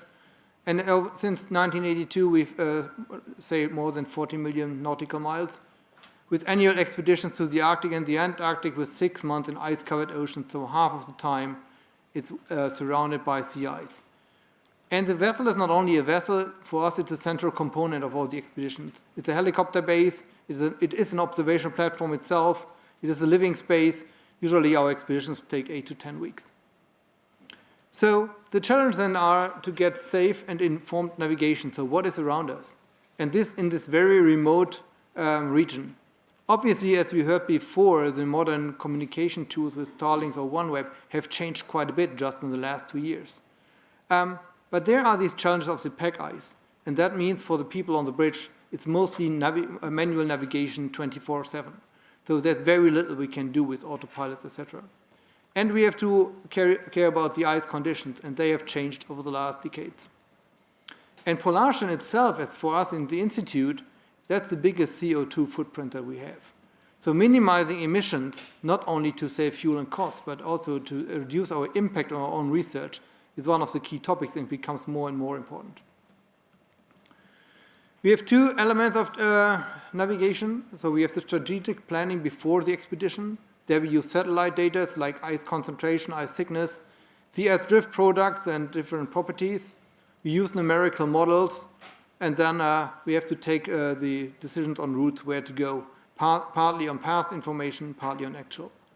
And then the tactical navigation during the expedition, supported by satellite onboard data and numerical model output. That's what I will focus on. But just to give you one example, here we have ice routes across the Arctic Ocean between northern Canada and Svalbard, and we had a look on these different maps of ice properties and ice thickness, what would be the best way, so optimizing ice conditions versus travel speed and obstacles along the way. Now in the main part I want to talk about the map viewer, as we call it, a charting system, a GIS system that we use on board of Polarstern, that we also use on land, which is synchronized between the vessel and land. So this is, first of all, this is the GIS platform where you can zoom and pan, you can work in different projections, so officers usually like other projections better than scientists, etc. And we have various base maps, including coastlines, exclusive economic zones, bathymetric maps, etc. And there's a user management so that not everybody can just work with everything, or at least not modify everything. If you look into the data layers, we have the expedition planning and charting. So here you can see the vessel's track in the gray line and a different set of waypoints of our ongoing expedition right now. That's where we want to do our research. We can also, if we zoom in a lot, we can also see our own ROV next to the platform, how this relates to the ice and to the ship. We have measurements tool to measure distances and with that estimate the progress. And you can always see the distance in the top left hand from the ship to your mouse cursor, also to plan your work. We can overlay external data. So these data come to us through Iridium or nowadays or more through other satellite systems too, like the sea ice concentration here in cooperation with our Japanese colleagues. As the M2 satellite, we get daily updates, but we also get the SWOS data. So this is only the stripe of data, but that comes 8 times a day. So we merge different kind of products to get around the vessel itself the best information and to have a general overview in addition. The sea ice motion, those are the vectors that you can see here on the map, giving us the actual drift, but also running a model in the background that gives us a forecast of the drift. If you go a bit to higher resolution, you can see these gray shaded areas. Those are all satellite image tiles, and they go from TerraSAR X, so very high resolution data with resolution between 5 and 60 meters, but rather narrow swaths, to Sentinel-1 data or to the radar constellation mission data. So there we get repeated updates every day, and I will show you an example in a minute. But we also get data from our own autonomous stations that we deploy, like weather stations, like ice mass bands, buoys, etc. So they help us in particular to forecast and to analyze the drift. If you look into that kind of overlay now for one particular case, you can see the colored track of the ship. It's colored by the speed of the ship. And the greenish color is somewhere between 5-6 knots, which is quite good if you think about that this is a close ice cover here. We can see the small buoys drifting in these colorful lines around us, and where the ship is, we have included now TerraSAR X image, so that has a high resolution at that point. So if we zoom into that image, we can see an example of how we use that to circumnavigate around these flows to make progress in the wanted direction. Or if we even zoom further into it, we can even analyze entire flows and measure features of the flows. So we use that for science later to track these flows where we've been measuring before. And we can even see the decay of the flow. So the two right-hand pictures, they are the same, or they were the same flow just 4 days apart, where you could see how it broke apart. We also have data on board, so we receive satellite weather data right on board, so we can feed them into the system. That was in particular before very important when the bandwidth was very, very limited. And we have the ship ice radar that goes into that system every 5 minutes, so we can also use that to forecast the drift. Overall, this is embedded with many partners. We call it the observation to archive O2A concept. From the left-hand side through the expedition, but also into the scientific publications, into reporting, and then into data portals where also the rest of the world can work with this data that we collect during the expedition, not only for navigation. Here I brought one example now from the last expedition, and I would like to focus you on that point. So that satellite image was taken on a day. This is one of the TerraSat images. And where this 5.6 knots in the middle is, that was where the vessel was. And we wanted to go to the top left direction on that map. And now what we were able to is that all these flows that you see, they are moving. And we managed, if you see that little flow in the middle where we kind of went around, you can see that, and we are also heading towards another big flow. And this new developed drift algorithm now, this allows us, so I click in time now, how the ice pack was moving. So this is only within 2 hours. So, and if you now think of that you want to find the best way and you don't want to hit one of the big flows, that's very important that you provide this information to the officers on the bridge in real time. Not in the real time when the satellite image was taken 5 hours ago, but what is the most likely setup right now. So this is a project that we currently work on to shift the satellite data, which is usually a few hours old. On board, we also work on quantification of the usage of this online information. So how much can we improve our own capabilities here? So we have ice observations from the bridge that follow international protocols. We do reconnaissance flights with helicopters and now also more and more with drones. We do electromagnetic ice thickness measurements, as you can see on the top right-hand side, with an instrument swinging at the bow of the vessel or also on the ice flow. And in future, we'll want to work more, and this is just starting this work, the correlation of the ship's speed, the ice conditions, the engine values, the fuel consumption, and with that, our ecological impact. So, to summarize and to have an outlook, what I showed you is how we use live data for strategic and tactical navigation, because this is what enables our scientific missions.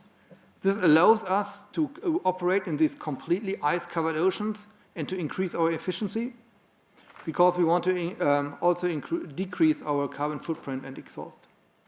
I gave you the map viewer as an example.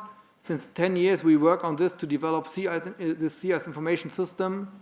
It is browser-based, so it can be used on any computer. It's near real-time with external data on board and on land, and it also feeds in the onboard data. And our next steps are to improve that drift correction. Although I showed you one example, I can say that's still research and state-of-the-art what we just have from last week's, and also the performance analysis that will hopefully give us valuable insights which kind of data we need most and which make most progress for us. So thank you for having me, for joining me to the Arctic, and having a good discussion.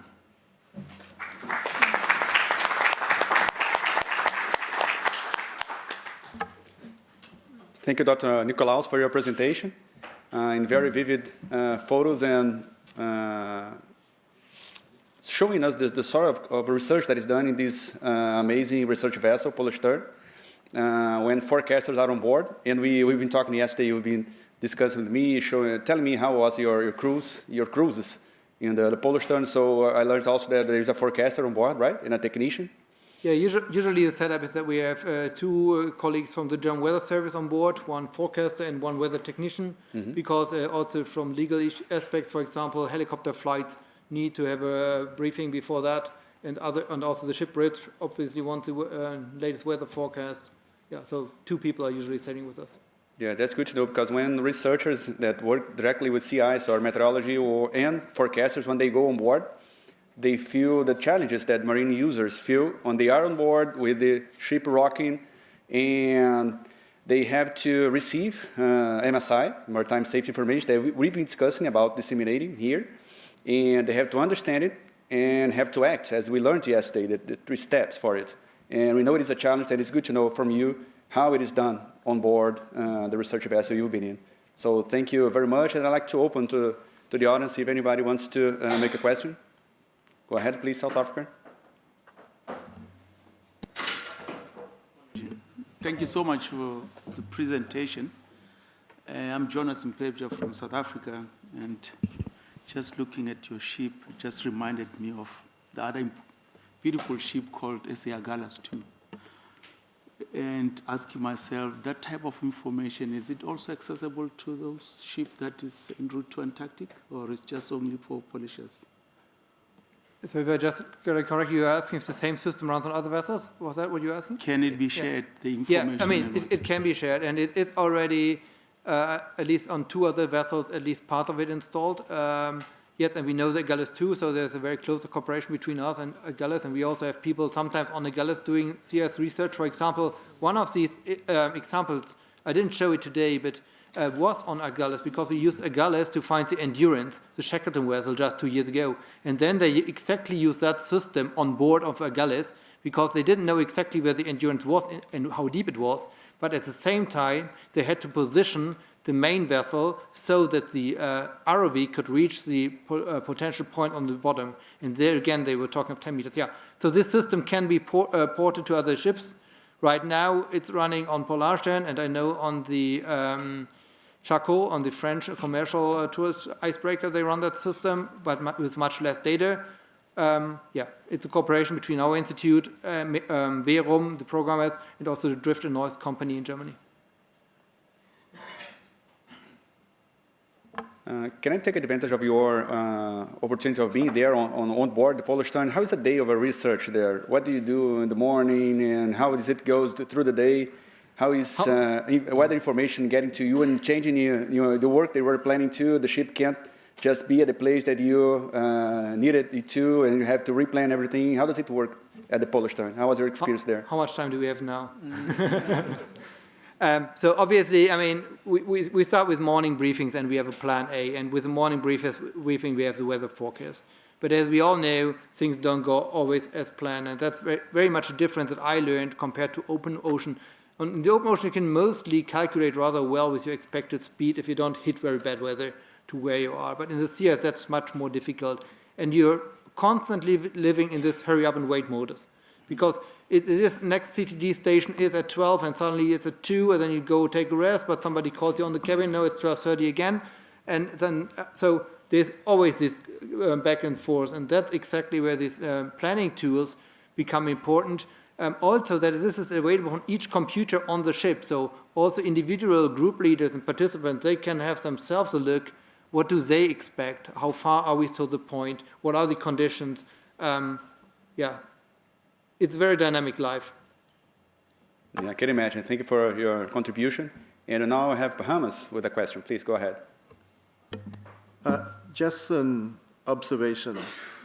For someone who spent so much time in the Arctic, did you just come back from the Bahamas? Because you have a lovely tan.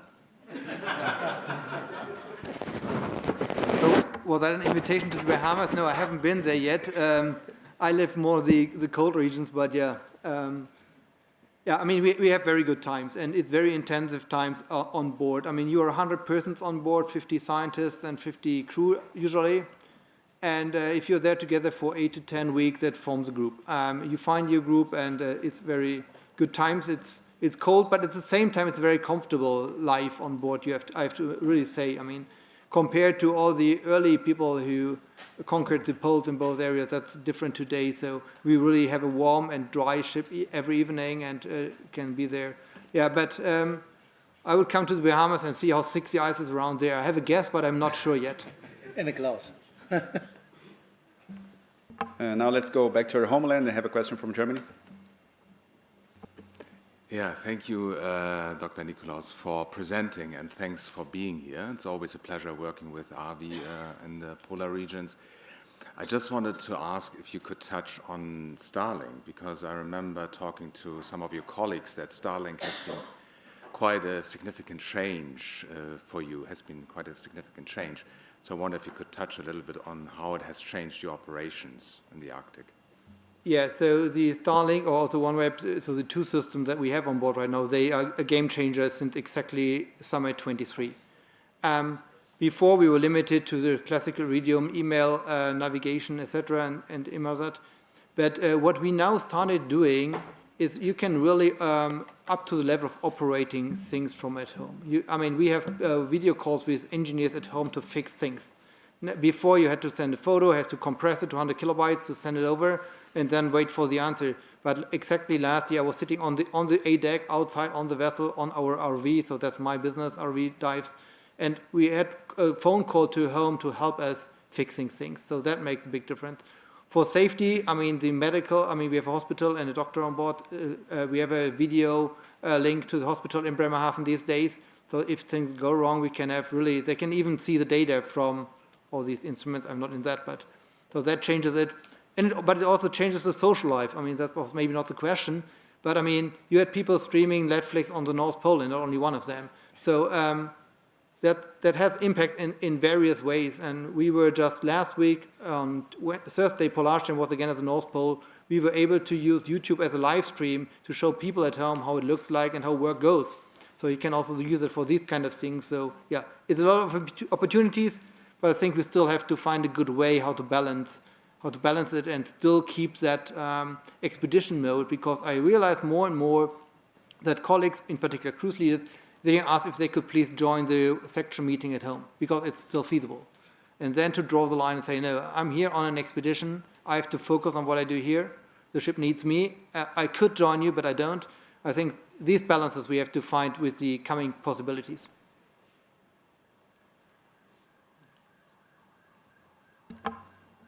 All right, so I'd like to thank you very much for all presentations here. And this was very good use of the time we had, because you were able to, among you, use well the time, and we got 5 extra minutes of coffee break, indeed tea break, which I'd like to announce that we had the WMO sponsoring our tea break this afternoon. Thank you very much, WMO, about that. I'm sorry about that. So Secretary IMO want to make a comment, so go ahead. Thank you. Just logistical announcements, particularly those who are following this remotely from the YouTube channel. We are aware that there has been some intermittent disconnection. I understand this broadcasting on YouTube has been unreliable. Our IT section is trying to fix this problem hard, but we do appreciate your patience. Also, the announcements to the physical participants here in this room.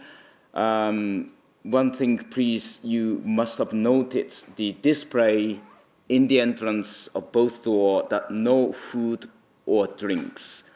No food to be brought in for consumption in the room. And also, please, coffees, even if it is lit, if it is a flimsy paper cup, even if it has a lid, we can't allow coffees to be brought in. If it is bottled water, bottled drinks, fizzy drinks, it is fine. But just be aware that there are some restrictions for the use of this room with the drinks. Thank you.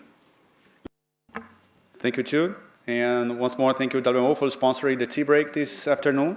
And I'd like to invite all presenters to be back here and everybody at 4 o'clock for us to have 1 hour of panel discussions. And please bring your questions. Any question that sparks discussion among us will be in the benefit of us all. So please feel free, think about it, and let's discuss during now with them. Thank you so much, and let's go to our tea break.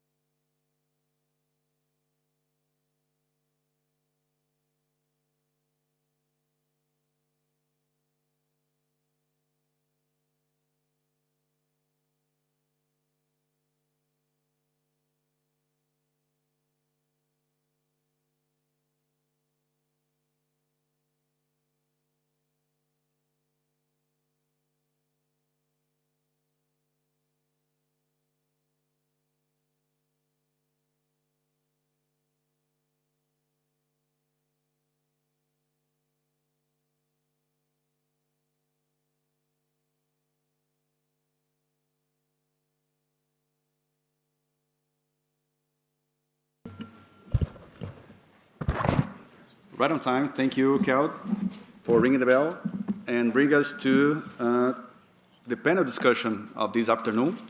And I welcome everyone to the panel discussion of session 5 on the dissemination of mid-ocean information to ships. We had wonderful presentations this afternoon on the status of S401X CI's weather overlays in S100-based product specifications for electronic chart display and information systems from Jeff Dunsworth, on smart navigation, implementing e-navigation for ships from Dr. COO, on the dissemination of maritime safety information in the polar regions, satellite coverage and user experience from Kjeld Kivsgaard and Alejandro de la Maza, and on the use of emerging technologies to support dissemination of maritime safety information at sea from Dr. Marcel Nicolaus. Well, our objective in this panel discussion is about how to improve our communication to ships, both in improved formats, such as graphical and gridded information in the framework of the S401X product specifications and the smart navigation, as well as in improved methods of communication, of dissemination, particularly to vessels, but in general to the large variety of marine applications that can take advantage of those information, or those pieces of information. Well, in this context, there is one question that, in my opinion, kept resonating from the presentations. We are here in an ideal situation because we have in the same room forecasters and weather warning service providers, and we have the marine users that receive those information, those pieces of information. We also have here in the room the companies that provide communication tools, and we have the leading developers of many of those improvements in format and dissemination methods. So it is a real unique opportunity to have all of them in the room to ask questions, and so I invite you all to throw ideas, comments that we can take advantage of to elaborate, to think about it, and I'm sure that all of us would take advantage of the questions that one person think of and pose for us. So is there any question ahead of time that anyone would like to do? Yes, please. WMO, David? Thank you. This is a question for Jeff.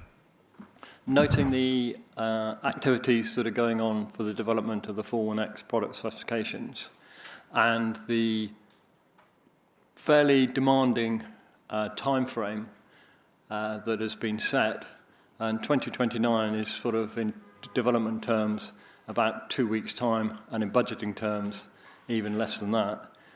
What do you activities and actions should national meteorological and hydrological services be doing now, and what should they be doing in the very near future in preparation for the introduction and implementation?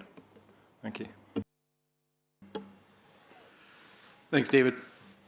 Yeah, that's a big challenge. So I'll just refer to my work in Canada. We ask this question often in our meetings and the board meetings. What can we do now to prepare ahead of the product specification availability? Now you can start working towards, polygons, warning approaches, but really you need to start, I think, as NMHSs, start asking the questions, start getting involved and asking WMO, perhaps, how you can get involved, how you can have conversations, how you can learn more about what's coming. I mentioned it earlier in my presentation that it is a very steep learning curve to learn how to create product specifications. We will all, NMHSs likely have to build that expertise within our countries. So with 2029 coming very quickly, I think the time is now to start asking the questions, start getting involved. We are happy to present this type of information to NMHSs, to share the timeline, share what the challenges ahead of us, and work together, right? There are a lot of opportunities for collaboration. I was talking to Michael from Germany earlier, and we're facing the same challenges. Limited resources. We need to pool our resources together, to work together to get to that solution where we are helping each other accelerate the development within our countries, within our very responsibilities. So I guess a simple question about what action should NMHSs be doing now. It's, I guess, looking at presentations like this and reaching out to WMO and connecting with our teams to have the conversation. Well, you know, what can be started in terms of specifications. There are starting points available now, right? We've got scope definitions, concept definitions proposed. We're working on, you know, the data formatting, the metadata. So not starting from zero. So there's an opportunity to catch up, become aligned with the work that's going on right now, and work together to that finish line.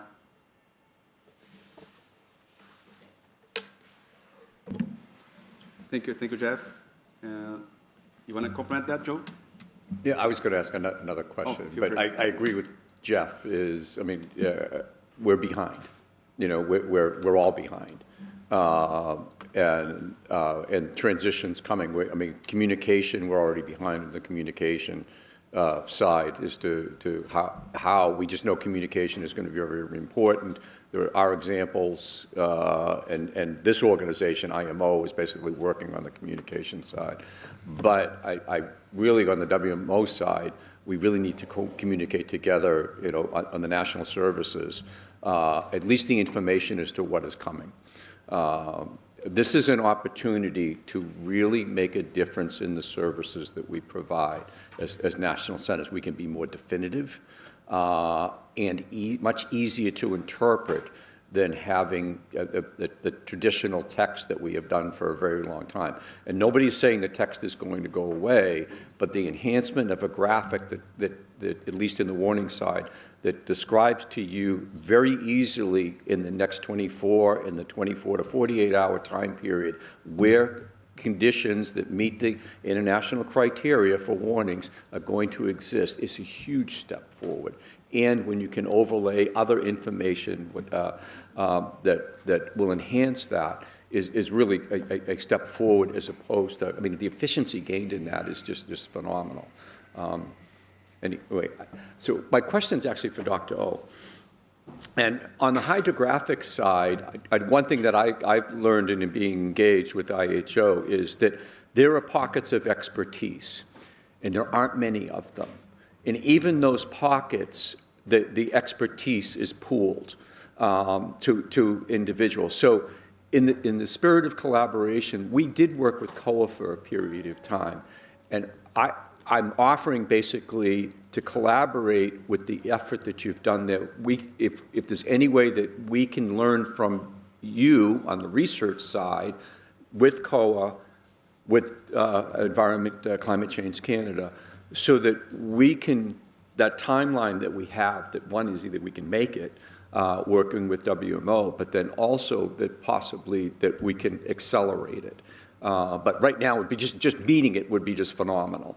But I'm interested to hear, you know, your thoughts about collaboration.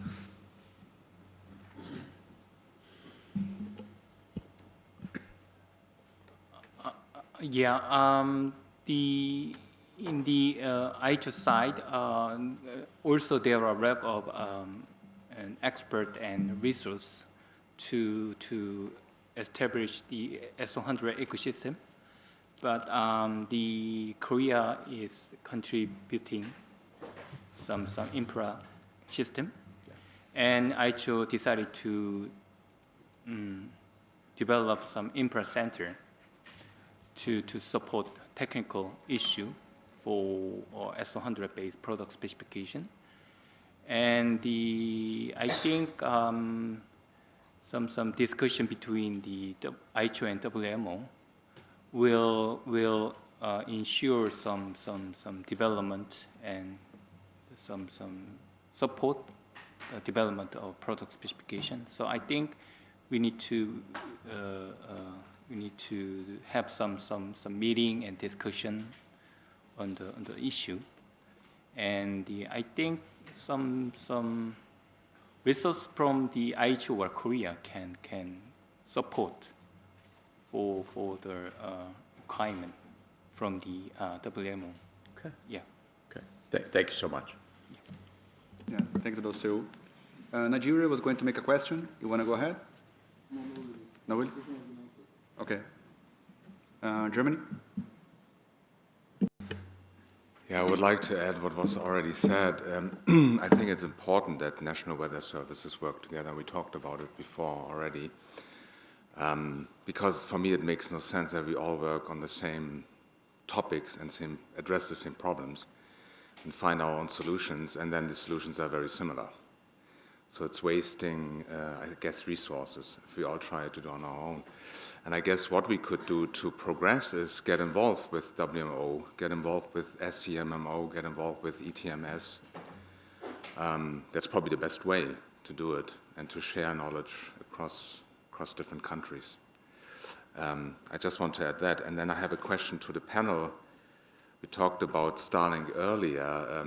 We are in a fortunate position that we not only issue forecasts and warnings, but we also receive them when we are on board on the research vessels, forecast for the research vessels. We also use the data that's transmitted to the ships.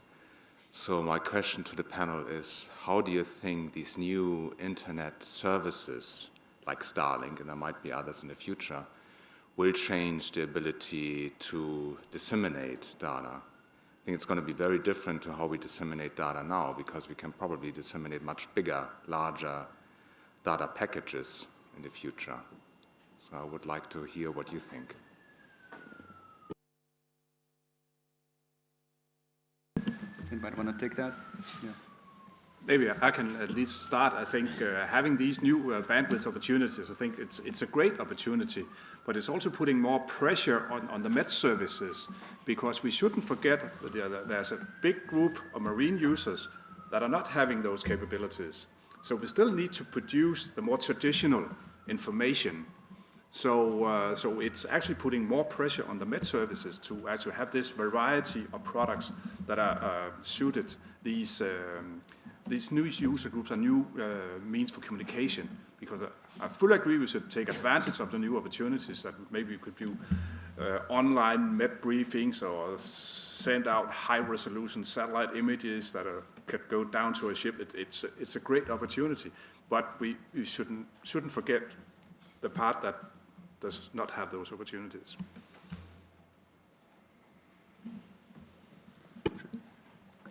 Yeah, maybe if I can also give a short answer to that.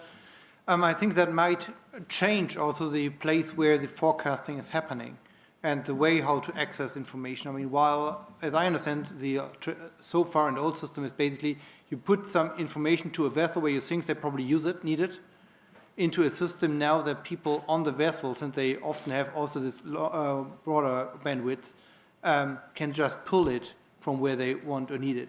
And then they might even be able to interact with the forecaster in a way to ask more specific questions back, which was not possible before. And even in our system, in the Institute with Polarstern, we have the discussion how many or how much of the technical service and forecasting service do we still need on board, or how much of that will we do in future more on land, and then take 2 more scientists on board. So I think these systems will lead to a change between providing standard information, but also offering people that they can call in some way or download or information. Thank you, Dr. Nicolaus. Lehan? WMO used to send us every 4 years a survey for the user needs and the communications requirements. So that's a good tool to go on board and take an interview or with the PMO, courtesy visit, to know each other and to be updated on what they are really needing and to prioritize and to have, as Kjell said, the wide range of needed, and don't forget anyone. Yeah. Thank you. Jeff? Yeah, just to build off what the panel was saying, it's a game changer, right? It's a complete game changer to have bandwidth to be able to disseminate what we need to be, or what we can disseminate. We've heard earlier in the panel that capability is there. Now we need to provide the data. Now we need to provide the information so that decisions can be made further out in time. We haven't even really gotten to that early notification phase of marine forecasting services yet. like we do on the Public Weather Service side, right? Looking out further in time, identifying hazards, using probabilistic ensemble information that usually has larger file sizes. So it opens up a whole world of possibilities. Maybe it allows for a little bit more automation to be pushed out, and then we can supplement that with adding our forecaster in the loop, our decision support expertise in some other fashion. An example in Canada, we provide services to the northern communities, actually to companies that provide shipping up there for sea lift operations. When the ice is not blocking passage, these companies go and deliver all their goods to the north. We provide them text forecasts that contain probabilistic information in kind of a PDF table format. Super inefficient way of doing that, but that's what the bandwidth allows us to do. If we could host a website, or if we could push graphics to these users that are savvy weather users, it would open up so much more possibilities to have a conversation. It would allow them to have more information to make their decisions, whether they need to cancel today's route and go to another port, because if they go there and they miss, that community's not getting their goods for the next 3 months. So it's a game changer for us in having that capability to provide more information to enhance the decision support. There's no question. So yeah, it's fundamental, I think, to where we're going with e-navigation, right? We're going to need bandwidth. We're going to need capabilities to disseminate high-resolution polygons with metadata contained within it, and then supplement that with, text forecasts for the users that aren't quite there yet. Good question. But maybe I can also ask a question to whomever. Who in the end decides what information is important? Because I mean, we see that in every day's information flood. I mean, in your own email inbox. I mean, if we now have all these possibilities, at what point does the sailor or whoever's on the vessel decide it, or at what point does the ship owner at home decide what information gets where? I think that's probably a new discussion. So what is relevant, and who decides what is needed? Joe? Well, the WMO has standards in publication 558 and in other publications, and the proposals for polygons are based on those standards. Those are the standards that have been gale, storm, and hurricane force conditions for winds, near gale for near coastlines, and so on. There's language in 558 for waves, but it is not defined, but it's called dangerous seas. In other words, there is an international standard that Met services are basically required to fill. So that's the starting point. But then you have the next level where each vessel may have its criteria. And there's a potential not in S412 warnings, but there's a potential in the gridded information to glean and define the restrictions in the gridded forecast information going out in time, where your criteria are going to be met and you're going to avoid.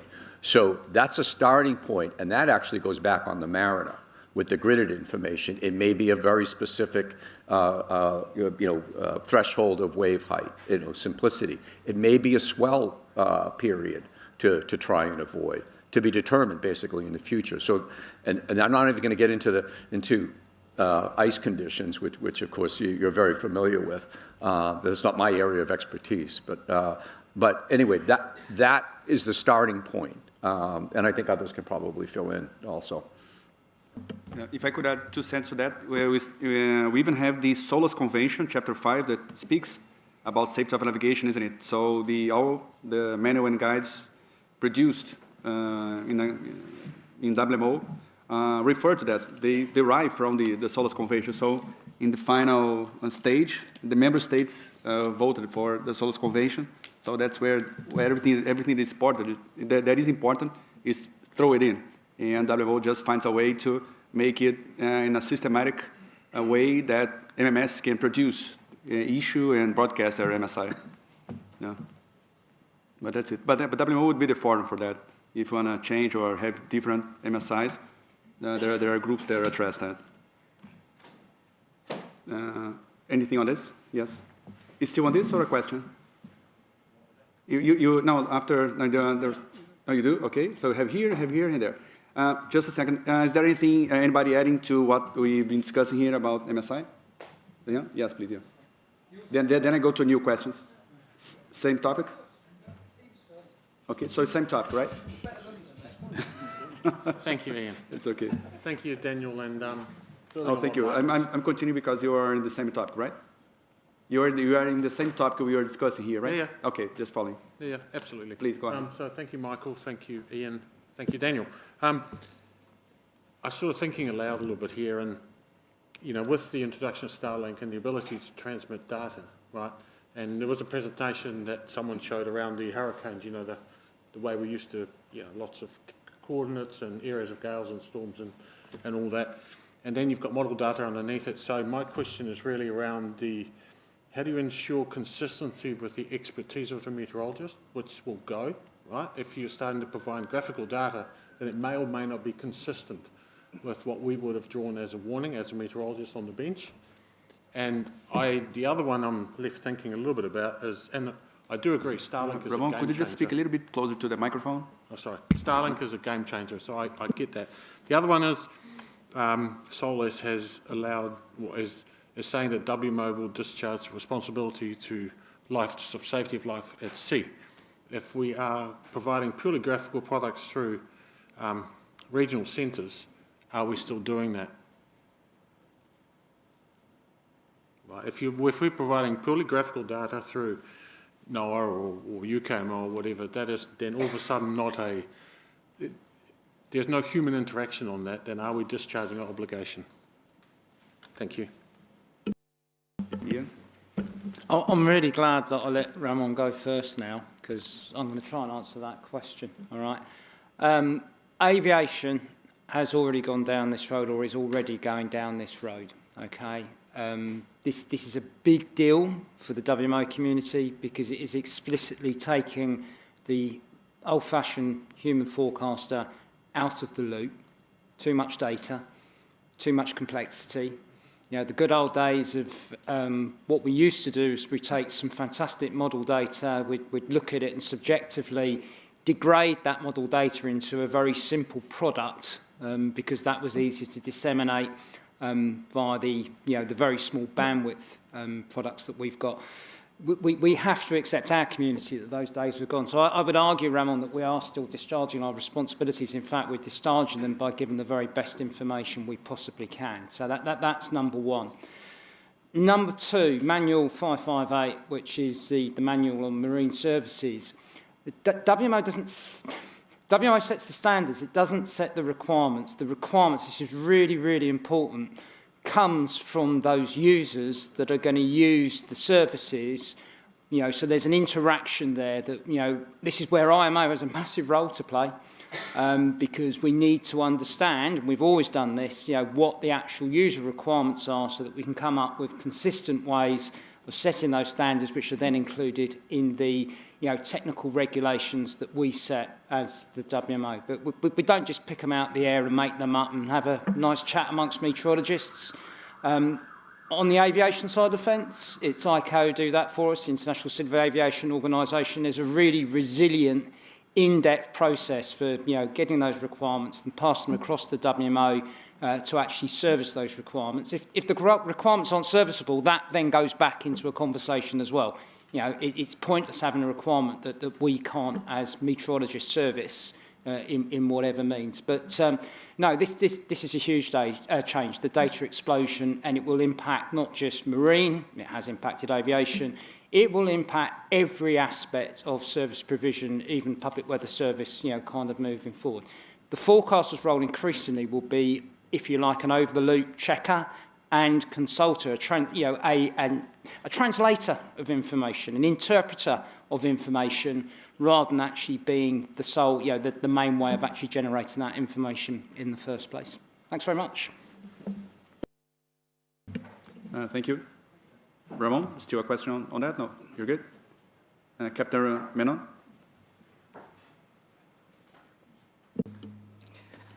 So I would like to share the user end perspective, being a seafarer, that whatever satellite communication I have used so far, when it is really overcast and very cloudy, you cannot access anything which is of a higher resolution.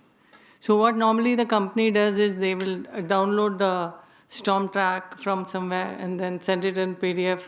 We download it and then. So we are, the greater challenge is the internet now for us, especially when you need something, when you were talking about graphics and all that, those things are not at the moment possible out at sea when the weather is really bad. And as of now, we have some products which we are using to find, we have an animated storm track and all that. We get the wave height and some products which we normally serve on the internet. And we have this NAVTOR where there is an overlay. Now, my question to you is, what I have seen of the slides today and things like that, latest technologies are always welcome. How are we going to modify the equipments on board to use this facility? And how is the internet going to improve? And secondly, I would like to say, as a master, I need the position of the storm and the way it is going, predicted path. But wherever there is a prediction, always there is a 30-40% of difference in that. It's not accurate. So what I feel is, if we have the right internet connectivity, we will be able to go to various tools. As I've spoken early in the first session, that is that data has to be streamlined, the accuracy of the data. Whether it comes in an animated form or a text form is not much of a problem, because what we actually experience is slightly, not slightly, about 40 to 50% different from what it comes to us. So how do, I'll repeat again, how to improve the connectivity, how do we use these latest technologies with the existing equipments on board. Thank you. Thank you as well. I had South Africa waiting for a minute. You're going to talk about another topic, right? Or the same one? Okay. Okay. Yeah, could I just follow with the UK and Germany, because they are adding to this topic? All right, so UK first. Thank you, Mr. Chair. Just a follow-on, really. Having spent a few years in this business, I have a feeling that we are falling into a meteorologist's trap here, in that we know that we can do lots of very clever things by issuing data and perhaps improving on forecaster intervened products. But what we're not doing is fully understanding that ultimately SOLAS is our guiding light. And if we want to change lots of things, we have to integrate changes to SOLAS. The other thing which occurs to me that is exactly what Ian was saying just now. Aviation has already gone down this route, but I'd suggest that the links with ICAO through things like the Met panel are much stronger in aviation than they are in marine at this stage. And that's something we need to change slightly before we get to the stage of saying, yes, we have all this wonderful information, Starlink, whatever satellite system you want to use, we can get it all to vessels.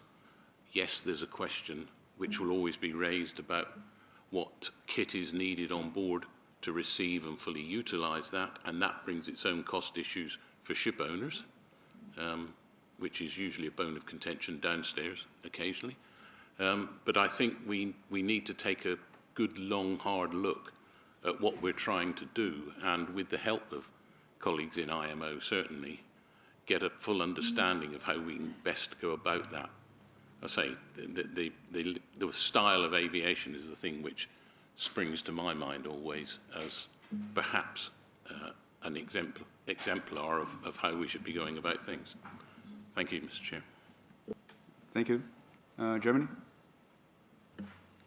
Yeah, great comments from Ramon and Ian. I just wanted to add to that as well is forecast intervention can still happen for warnings, I guess, especially for the warnings, which you would provide in polygons. So that would be great.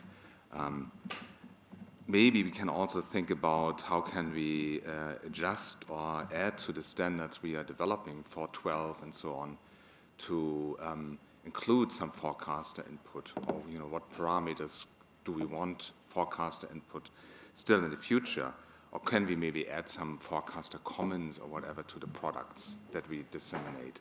So instead of the forecaster actually messing with model data, they give their expertise in an additional product. That's what we already do and what other weather services do as well. One question that we will hopefully answer tomorrow, but that came to my mind as well, or two actually, is one is what do users actually want? We're talking about what we as Met services would like to do, but maybe it would be worth asking the receivers of these informations what they would actually like and how fast would they like the change. Probably faster than we can do it. But yeah, what would they like to see in the products? And then also, how does autonomous shipping influence or should guide us when we develop these products? Because that's obviously a topic that's becoming more and more important. Chair, could I have the floor, please? You don't seem to look over this side, so that's why I'm using the mic. I'm really sorry about that. Whenever you're ready, I can take the floor. Thanks. I am. But are you talking about the same topic, right? Or yes, this topic, yeah. So, yeah. I'm sorry about that, and please go ahead. No, that's fine. I'm not speaking as chair of HDW now. I've played many other roles in my life, including attending many years of meetings of IMO's NCSR subcommittee, and especially the communications working group. And we of course, worked on the modernization of the GMDSS system.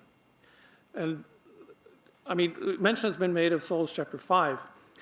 That's been untouched in this area for many, many years. What has been revised is SOLAS Chapter 4, which is about communications, and which includes, in the modernization process, we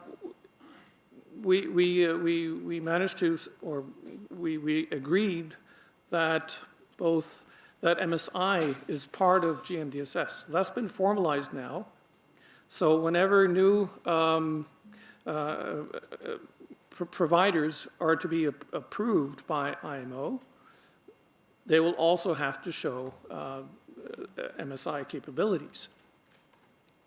So I think, and this goes back, and one of the frustrations we had really was, especially in this area, with the MET areas and NAV areas, with the NAV techs, which is almost 40 years old technology that we're still using. And this is what is like the basic requirement of providers these days, still is NAV techs.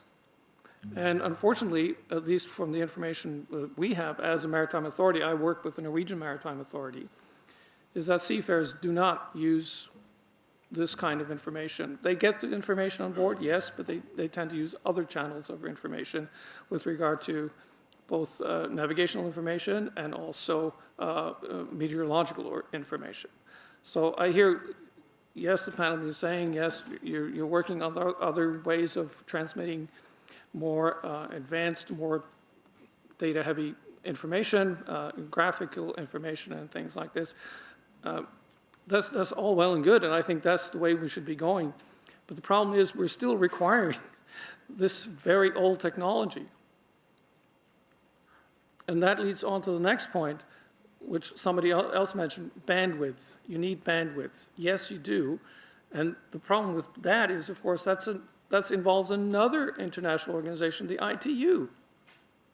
It's the International Telecommunications Union that manages bandwidths. So the IMO has had a many-year cooperation with ITU to protect certain bandwidths for radar and for other things. But clearly, it's if you want to have something done with bandwidth, you need to involve, you need probably go via IMO and then to ITU. And that is a very, I can say, very time-consuming process, because the way the ITU works is they have their World Radio Conferences every 4 years. Very time-consuming and very difficult process to work on, but that's what we have to do. So I don't know where this is going to end up my comment, but still, just to show that, you know, we're trying to work on it, but we're still stuck really with very old technologies that is really maybe even preventing some necessary investments in new technologies in order to make the really necessary information about weather, about ice, about other conditions more available.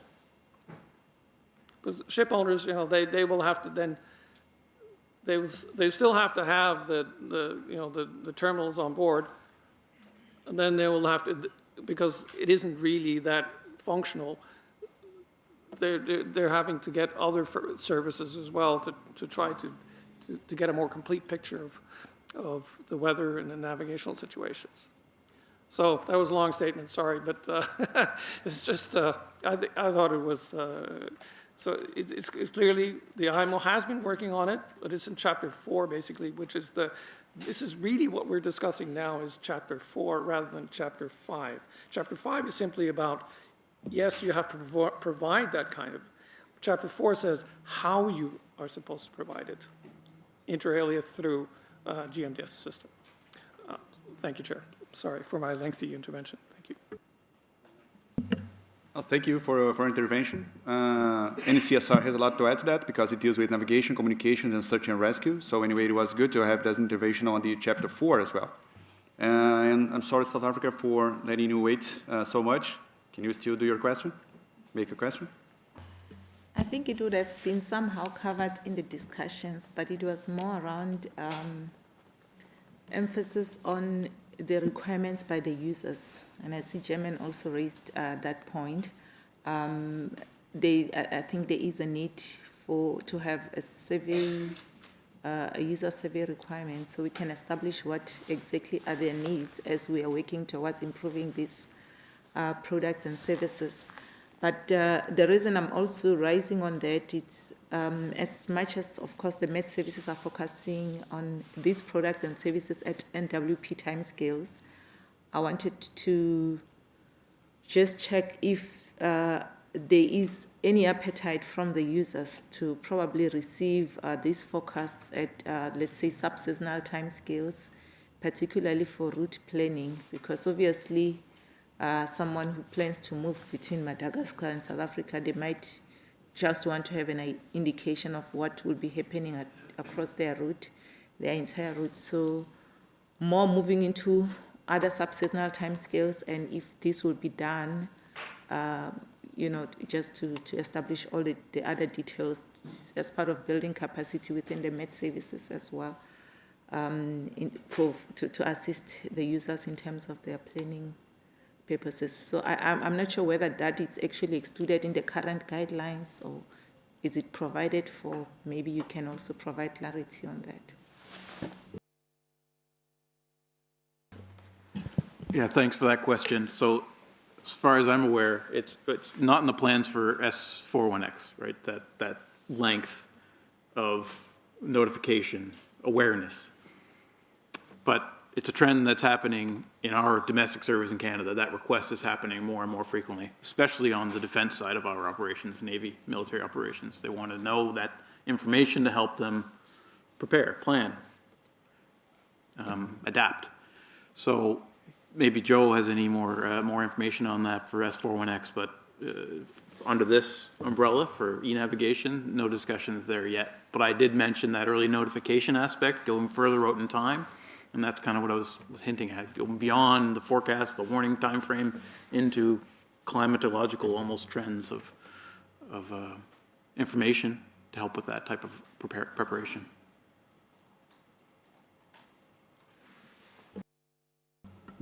Yeah, I'm sorry, I was challenged to here in this room. So I don't have anything to add at this point. Thanks. Sorry.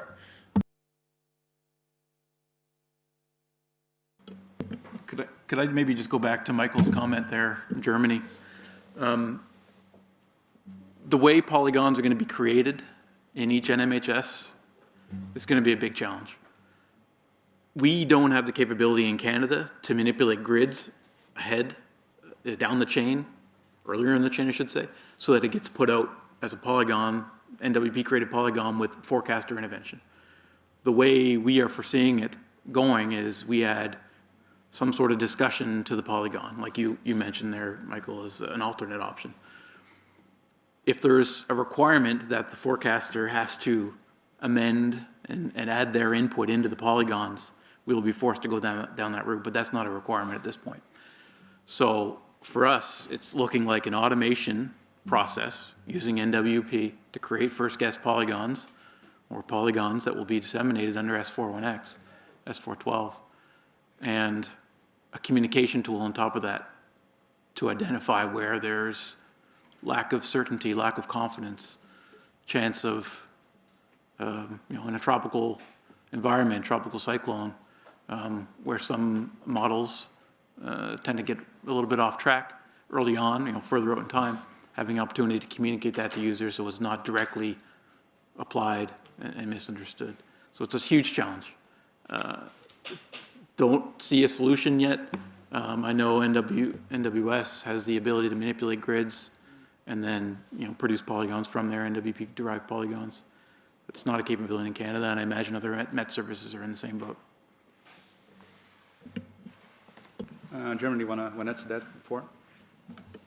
It's very true. It's also the question, do you want forecasters to actually mess with model data? It's probably not a good idea.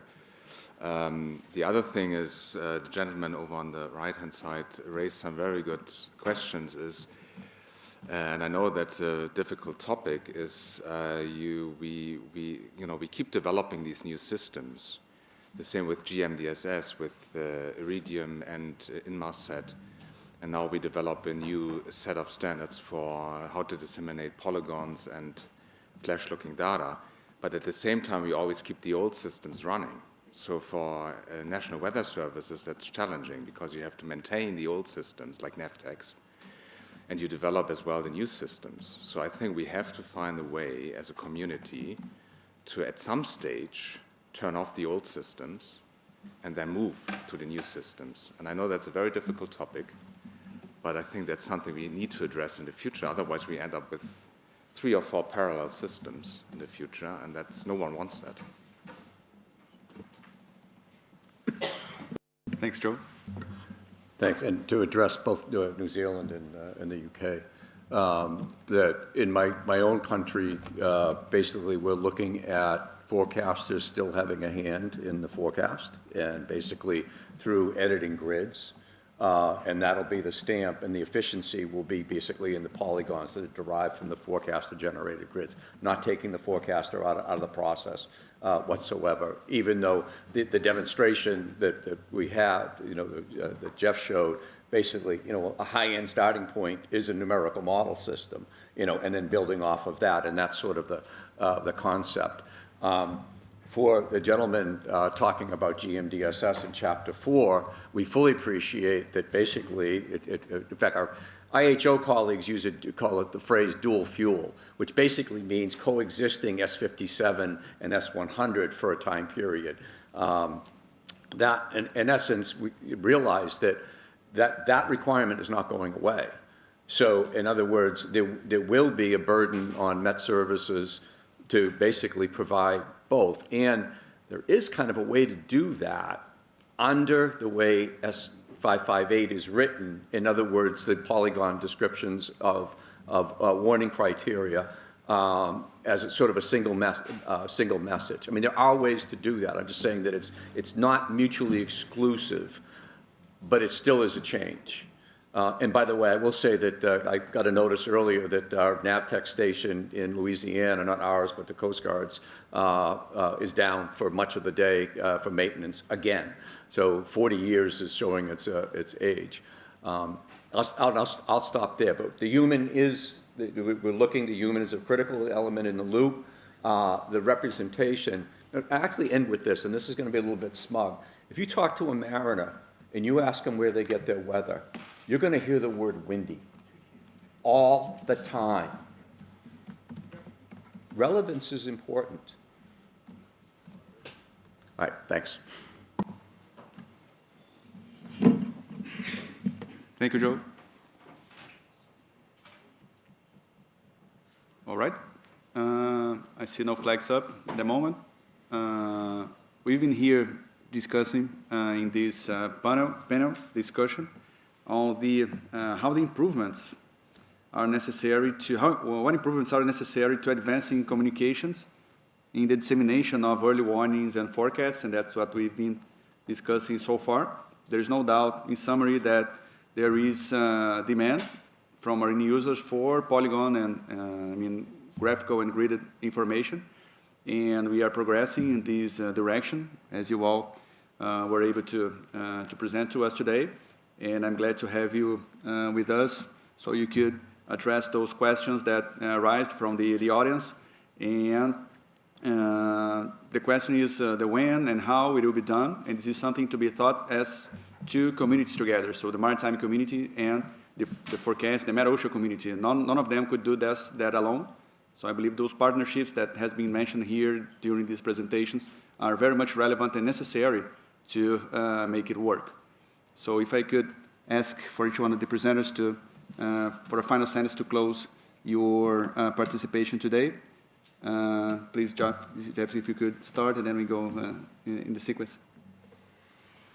Yeah, thanks, Daniel.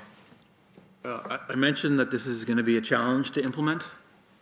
Looking at the Met services around the world that are well-funded, have plenty of resources to develop and implement these changes, it's going to be a challenge for them. And then we look at other Met services that are struggling to put together 24/7 operations, don't have dedicated marine warnings yet. I mean, think of the challenge it's going to represent for those countries to issue and to convert and to start transitioning to e-navigation, digital services and products. So this is an opportunity, I think, for WMO, IMO, IHO to get together and work to support all Met services to get to this point where we can, across the globe, provide this important service and make it known that there is help available for those countries that need that help, and to have a commitment to do that work.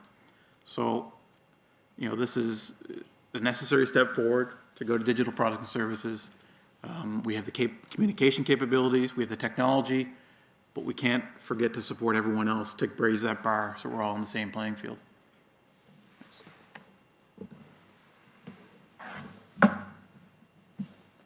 Yes, please. Thank you. Yeah. I think in order to implement the marine weather service, the relevant international organization need to be met and need to discuss the implementation. And I think some training or a training program also is needed to improve the understanding the digitalization. And also, I think some testbed project and initiatives is required to improve the understanding of these contents. So I think this kind of symposium and seminar is recommended. Yeah. Thank you. Thank you, Jim. I think there are two keywords we need to bear in mind. That's engagement and collaboration. We are in the lucky situation in this room that we have the maritime community and we have the Met-Ocean services here. So I think the keyword is really collaboration and understanding of opportunities, limitations, and actual needs. I think, Joe, you mentioned it as well.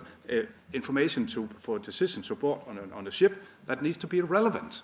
Because there are many people who think that, well, if we improve communication, we can pump out tons of megabytes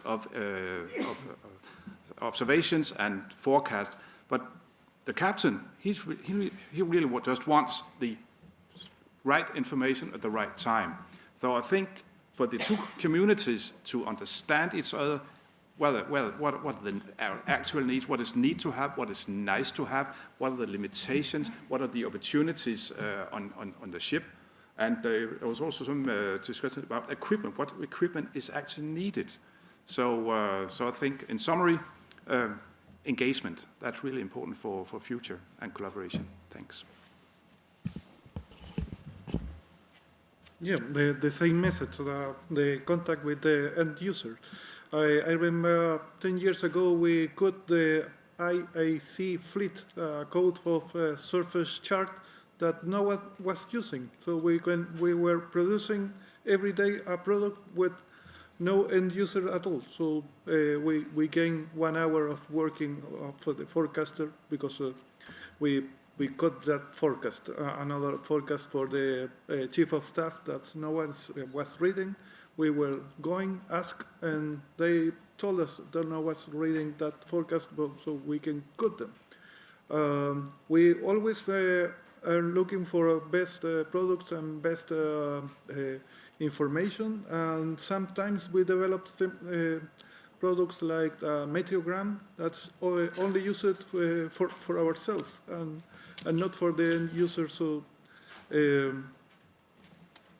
there's always a market for every kind of products, but it's a product with no users. You can cut them with no feelings.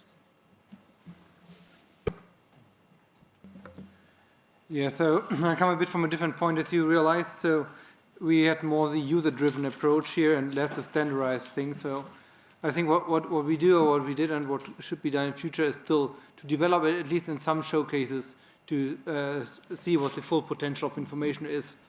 And based on that, really have a proper evaluation. And so that's for us still to do. And that comes to what you just said too, is to ask the user, so what do you need? How do you want it? And when or how often do you need? And then I think when we come back to the new possibilities in terms of communication, then it might be different in future, that there's not only one standard product for everybody, but that the users can pick from the selection, whereas those have to be obviously consistent within each other. All right, so thank you for your final comments. Thank you for your presence here, your availability to make these presentations for us. Thank you all for being here today in this session. There were very relevant and important topics raised from the audience. That is something that's going to, all of them were, we took note, and they will be passed to our conclusions of the symposium. So I invite our panelists to get back to our seats, and then I hand over the floor to the co-chairs of the symposium. Thank you so much.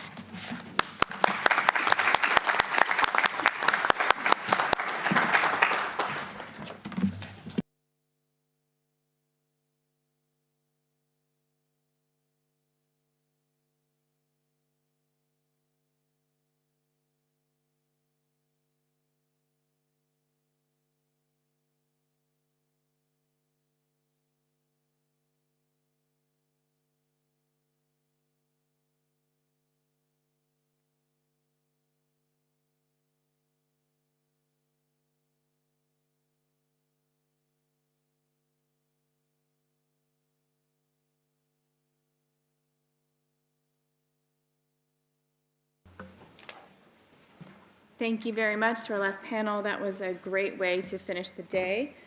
Before we give some wrap-up notes, I would like to welcome to the stage Dr. Mike Brennan from the U.S. National Hurricane Center. As some of you may know, there's an evolving situation in the United States with Tropical Storm Helene, and he's going to give some updates on that. It's a good opportunity not just to know what's going on, but to see how situations like this are sometimes briefed. Thank you. Dr. Brennan. Great. Thank you. Thanks, Ali. Yeah, if we could bring up the slides, I'll give a quick overview. So I wanted to try to focus today, especially on the marine aspect of this system, which is became a tropical storm actually just in the last hour or so. And our new forecast is out, but I put the slides together a little earlier, but they're basically the same. The forecast has not changed very much. Here's the infrared satellite imagery from earlier today, and you can see the developing system. just to the south of western Cuba, and the shower and thunderstorm activity getting better defined and better organized. Right now, Helene has maximum sustained winds of about 40 knots, and that was basically, maybe not the right clicker. Basically, yeah, that's the one. That's next slide. okay. We might need to point it towards that way. Perfect. Yeah. Try and walk over that way. Sorry. That's okay. I'll let you. Can I just say next slide and you can drive it? Thank you. That intensity was derived largely from aircraft reconnaissance data, but here's a look at the surface observations we had from overnight around 6Z. But you can see the variety of land stations as well as ship and buoy observations in the Caribbean, and you can see the broad area of low pressure that we analyzed at the time with a central pressure around 1,002 millibars. It's strengthened since then as we came out with the 15Z update with the system as a tropical storm.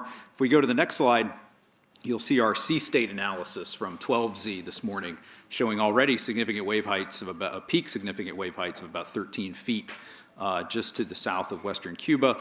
And we'll look at how the forecast for those marine hazards is going to evolve. On the next slide, we'll look at the forecast for the system. What you're looking at here, the black dots represent the forecast position of the center every 12 hours out through basically 72 hours. The cone is a representation of the statistical likelihood with a 67th percentile area carved out of the likely track of the path of the center during that time. And the letters in the circles represent the intensity of the system. So we're forecasting Helene to go on and become a hurricane overnight tonight or early Wednesday, and then rapidly intensify to where you see the M there at 2 p.m. Thursday to a major hurricane. So the threshold for that is maximum sustained winds of 100 knots at least. And that's a pretty remarkable rate of intensification. It's about a 60-knot increase in 48 hours or so. So pretty intense intensification rate. And then making landfall somewhere in the Big Bend region along the Gulf Coast that's the state of Florida, there late Thursday or Thursday evening, and then moving quickly inland across the southeastern United States as we go into Friday. And into the Ohio Valley in the central U.S. as we go from Friday into Saturday. What you see on the graphics there are the depiction of the tropical storm and hurricane watches and warnings that are in effect for land areas. That pink area you see in the Florida Big Bend region is the hurricane watch. That means those areas are basically have the potential for hurricane conditions within the next 48 hours. The yellow areas indicate areas with the possibility of sustained tropical storm force winds within that period. And we also have coordinated watches and warnings with Cuba and Mexico that you see there, tropical storm warnings and hurricane watches in effect for portions of western Cuba and the Yucatan Peninsula.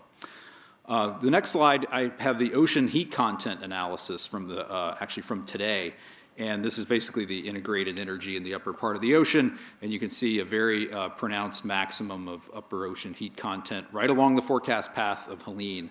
And that's one reason that we're forecasting that very rapid intensification of the storm. You can see that tongue of high ocean heat content values extending northeastward out of the Caribbean and into the eastern Gulf of Mexico. On the next slide, we'll now talk about the marine impacts. This is our significant wave height forecast in the colored shading in feet. And the wind field associated with the forecast, and this will be valid at 12 UTC on Thursday morning. And the peak significant wave height that we're forecasting at that time is 36 feet, so about 12 meters. So very significant marine impacts that affect a lot of marine traffic coming out of the Caribbean Sea into the Gulf of Mexico, through the Straits of Florida into the Gulf of Mexico as well. So there would be a lot of avoidance maneuvers taking place. Thankfully, this storm's been relatively well anticipated, so hopefully people are taking the evasive action they need to do. If we go to the next slide, we will look at the wind impacts, and this is for marine users as well as customers on land. This is the probability of seeing sustained 34-knot winds in the color shading, and then the most likely time that those winds will begin at a particular location. So, say entering the southeastern Gulf of Mexico around 0Z Thursday, the west coast of Florida, 12Z Thursday, and then up into Georgia and the Carolinas by 0Z Friday. But again, this is again a timing graphic information for marine customers on land who need to take preparations to be ready for the storm. The next slide is the hurricane force wind speed probabilities. And again, these probabilities are derived by our forecasts and a statistical distribution of our forecast errors over the last 5 years. But this just shows the highlighted areas that are at risk of seeing sustained hurricane force winds at any given location over the next 5 days. Obviously very likely across portions of the eastern Gulf of Mexico, with that broad risk of hurricane conditions reaching the coast of Florida on Thursday. And then finally, I wanted to look at the coastal inundation piece on the last slide. This is our storm surge forecast. Again, inundation in feet above ground level. Everywhere you see on the map on the right in pink is highlighted having the risk of life-threatening storm surge inundation within the next 48 hours. So those are areas under what we call in the United States a storm surge watch. So that includes major metropolitan areas like the Tampa Bay area. Essentially the entire west coast of Florida through the Big Bend is extremely sensitive to storm surge and storm surge inundation. And on the left, you actually see the forecast. And those numbers are a little hard to read, but in that purple area, we are expecting somewhere in that area to see 10 to 15 feet of inundation above ground level, so 2 to 3 meters of storm surge inundation, with a broad risk of inundation of 1 to 2 meters across much of the rest of the west coast of Florida. And that's what's driving evacuation decisions that have already been made along the coastal counties there, especially in that Big Bend region where the coastline of Florida turns from north-south to west to east. So that's just all I have, but I wanted to present a quick update, think about the marine impacts. The marine observations and marine impacts are a big part of what we do and a big part of the hazards associated with tropical cyclones. So thank you.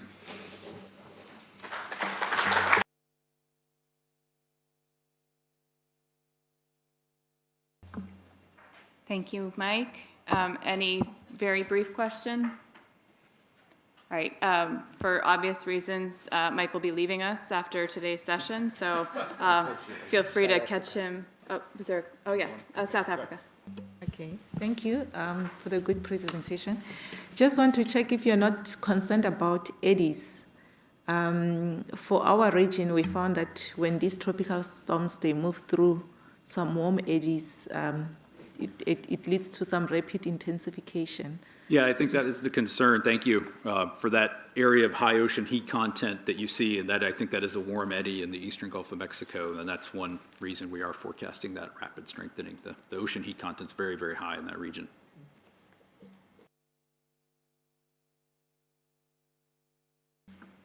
Okay, thank you. So again, Mike will be heading home after today, so if you have additional questions, either about how he briefed or the storm itself, feel free to catch him after today's session.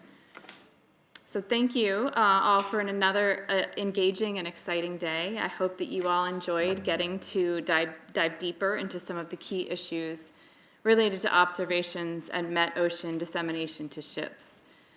Joanna started us off this morning perfectly by saying that ocean observation is a societal service. She underscored not only the limited observations we have, but the necessity of gathering and using that information effectively, and just how much room for growth there is in this sector.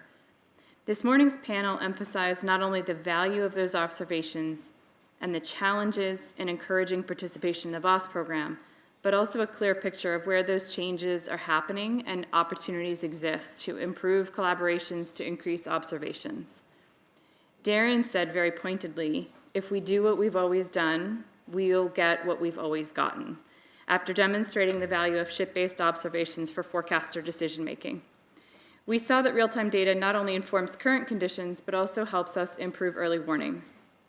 The value of the makeup of the participants in this room came through in the resulting conversation when we heard from ship operators, owners, and decision makers that streamlined means of reporting are needed to increase participation. We also heard that real-time data are becoming a greater reality, and at the same time from our industry partners here that the real-time data are a powerful incentive for participation in VOS. While it's true that more data are needed, where those data are most needed is very clearly not evenly distributed around the globe. We were struck by the maps we saw of the VOS coverage and the gaps that still exist.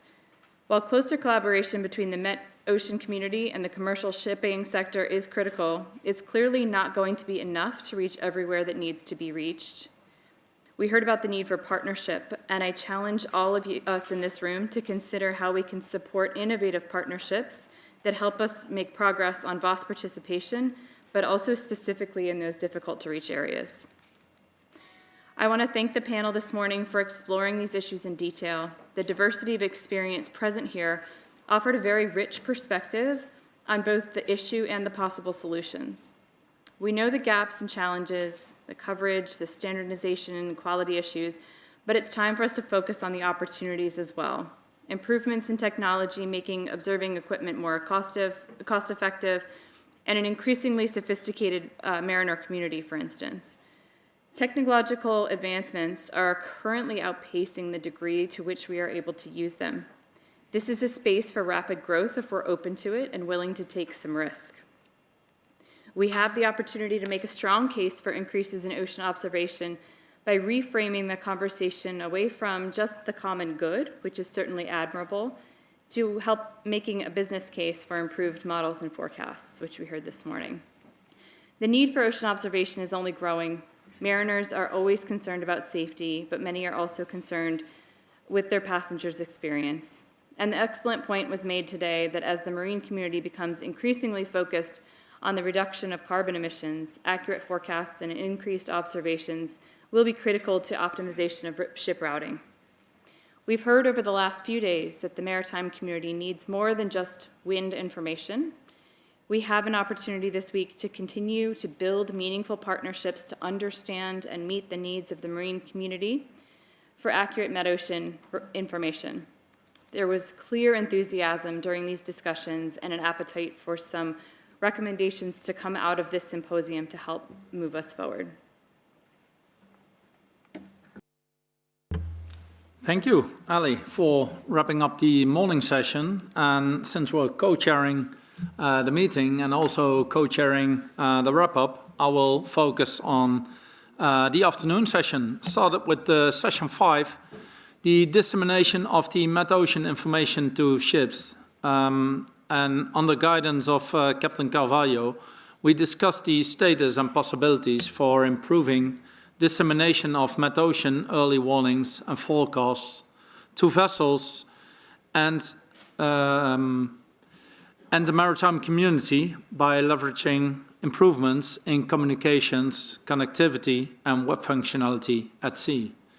And we came across the S100 implementation process, including the 41X weather forecasting module and services, who will provide a huge opportunity, or will be a huge opportunity, for both quality and an efficiency update in the upcoming years.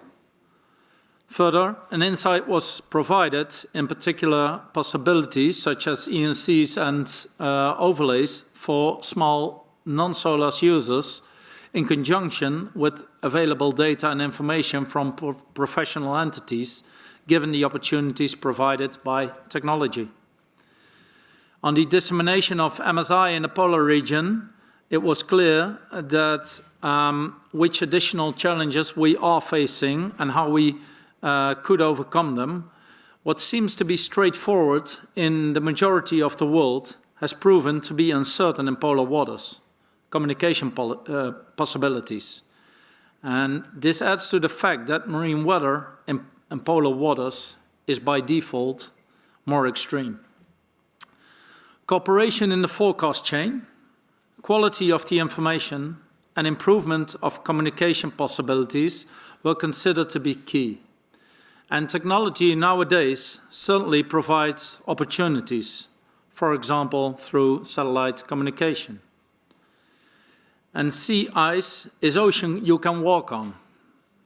A totally other perspective on providing the possible added value, a totally other perspective on sea ice and research as what a mariner is used to.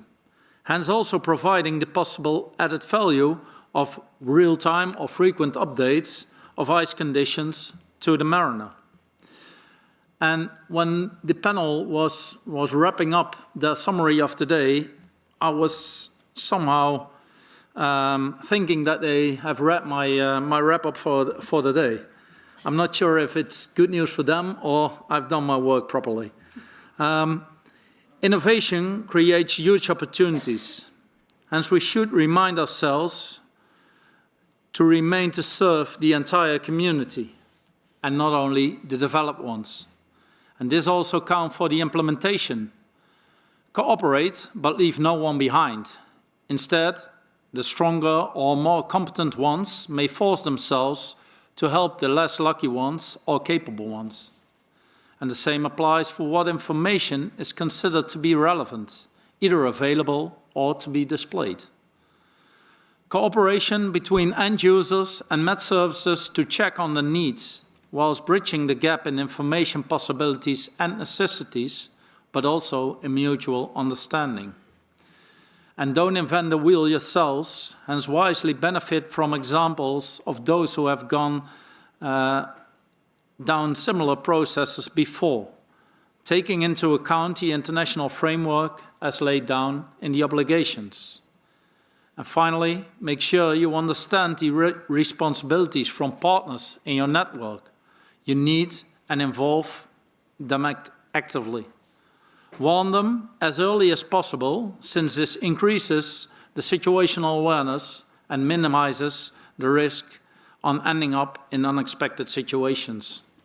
And with this, I want to thank Michael for his update on the tropical storm, or nearly Hurricane Elaine. Daniel, as the moderator for this afternoon, the panel experts, and of course you, for the questions and your participation in the debate. And with that, I would like to close up for today, reminding ourselves that we will start tomorrow at 9:30 again in this room, and also recalling the Polar Side event, which is held during lunch from 12:45 to around 13:30. Enjoy your evenings. See you tomorrow.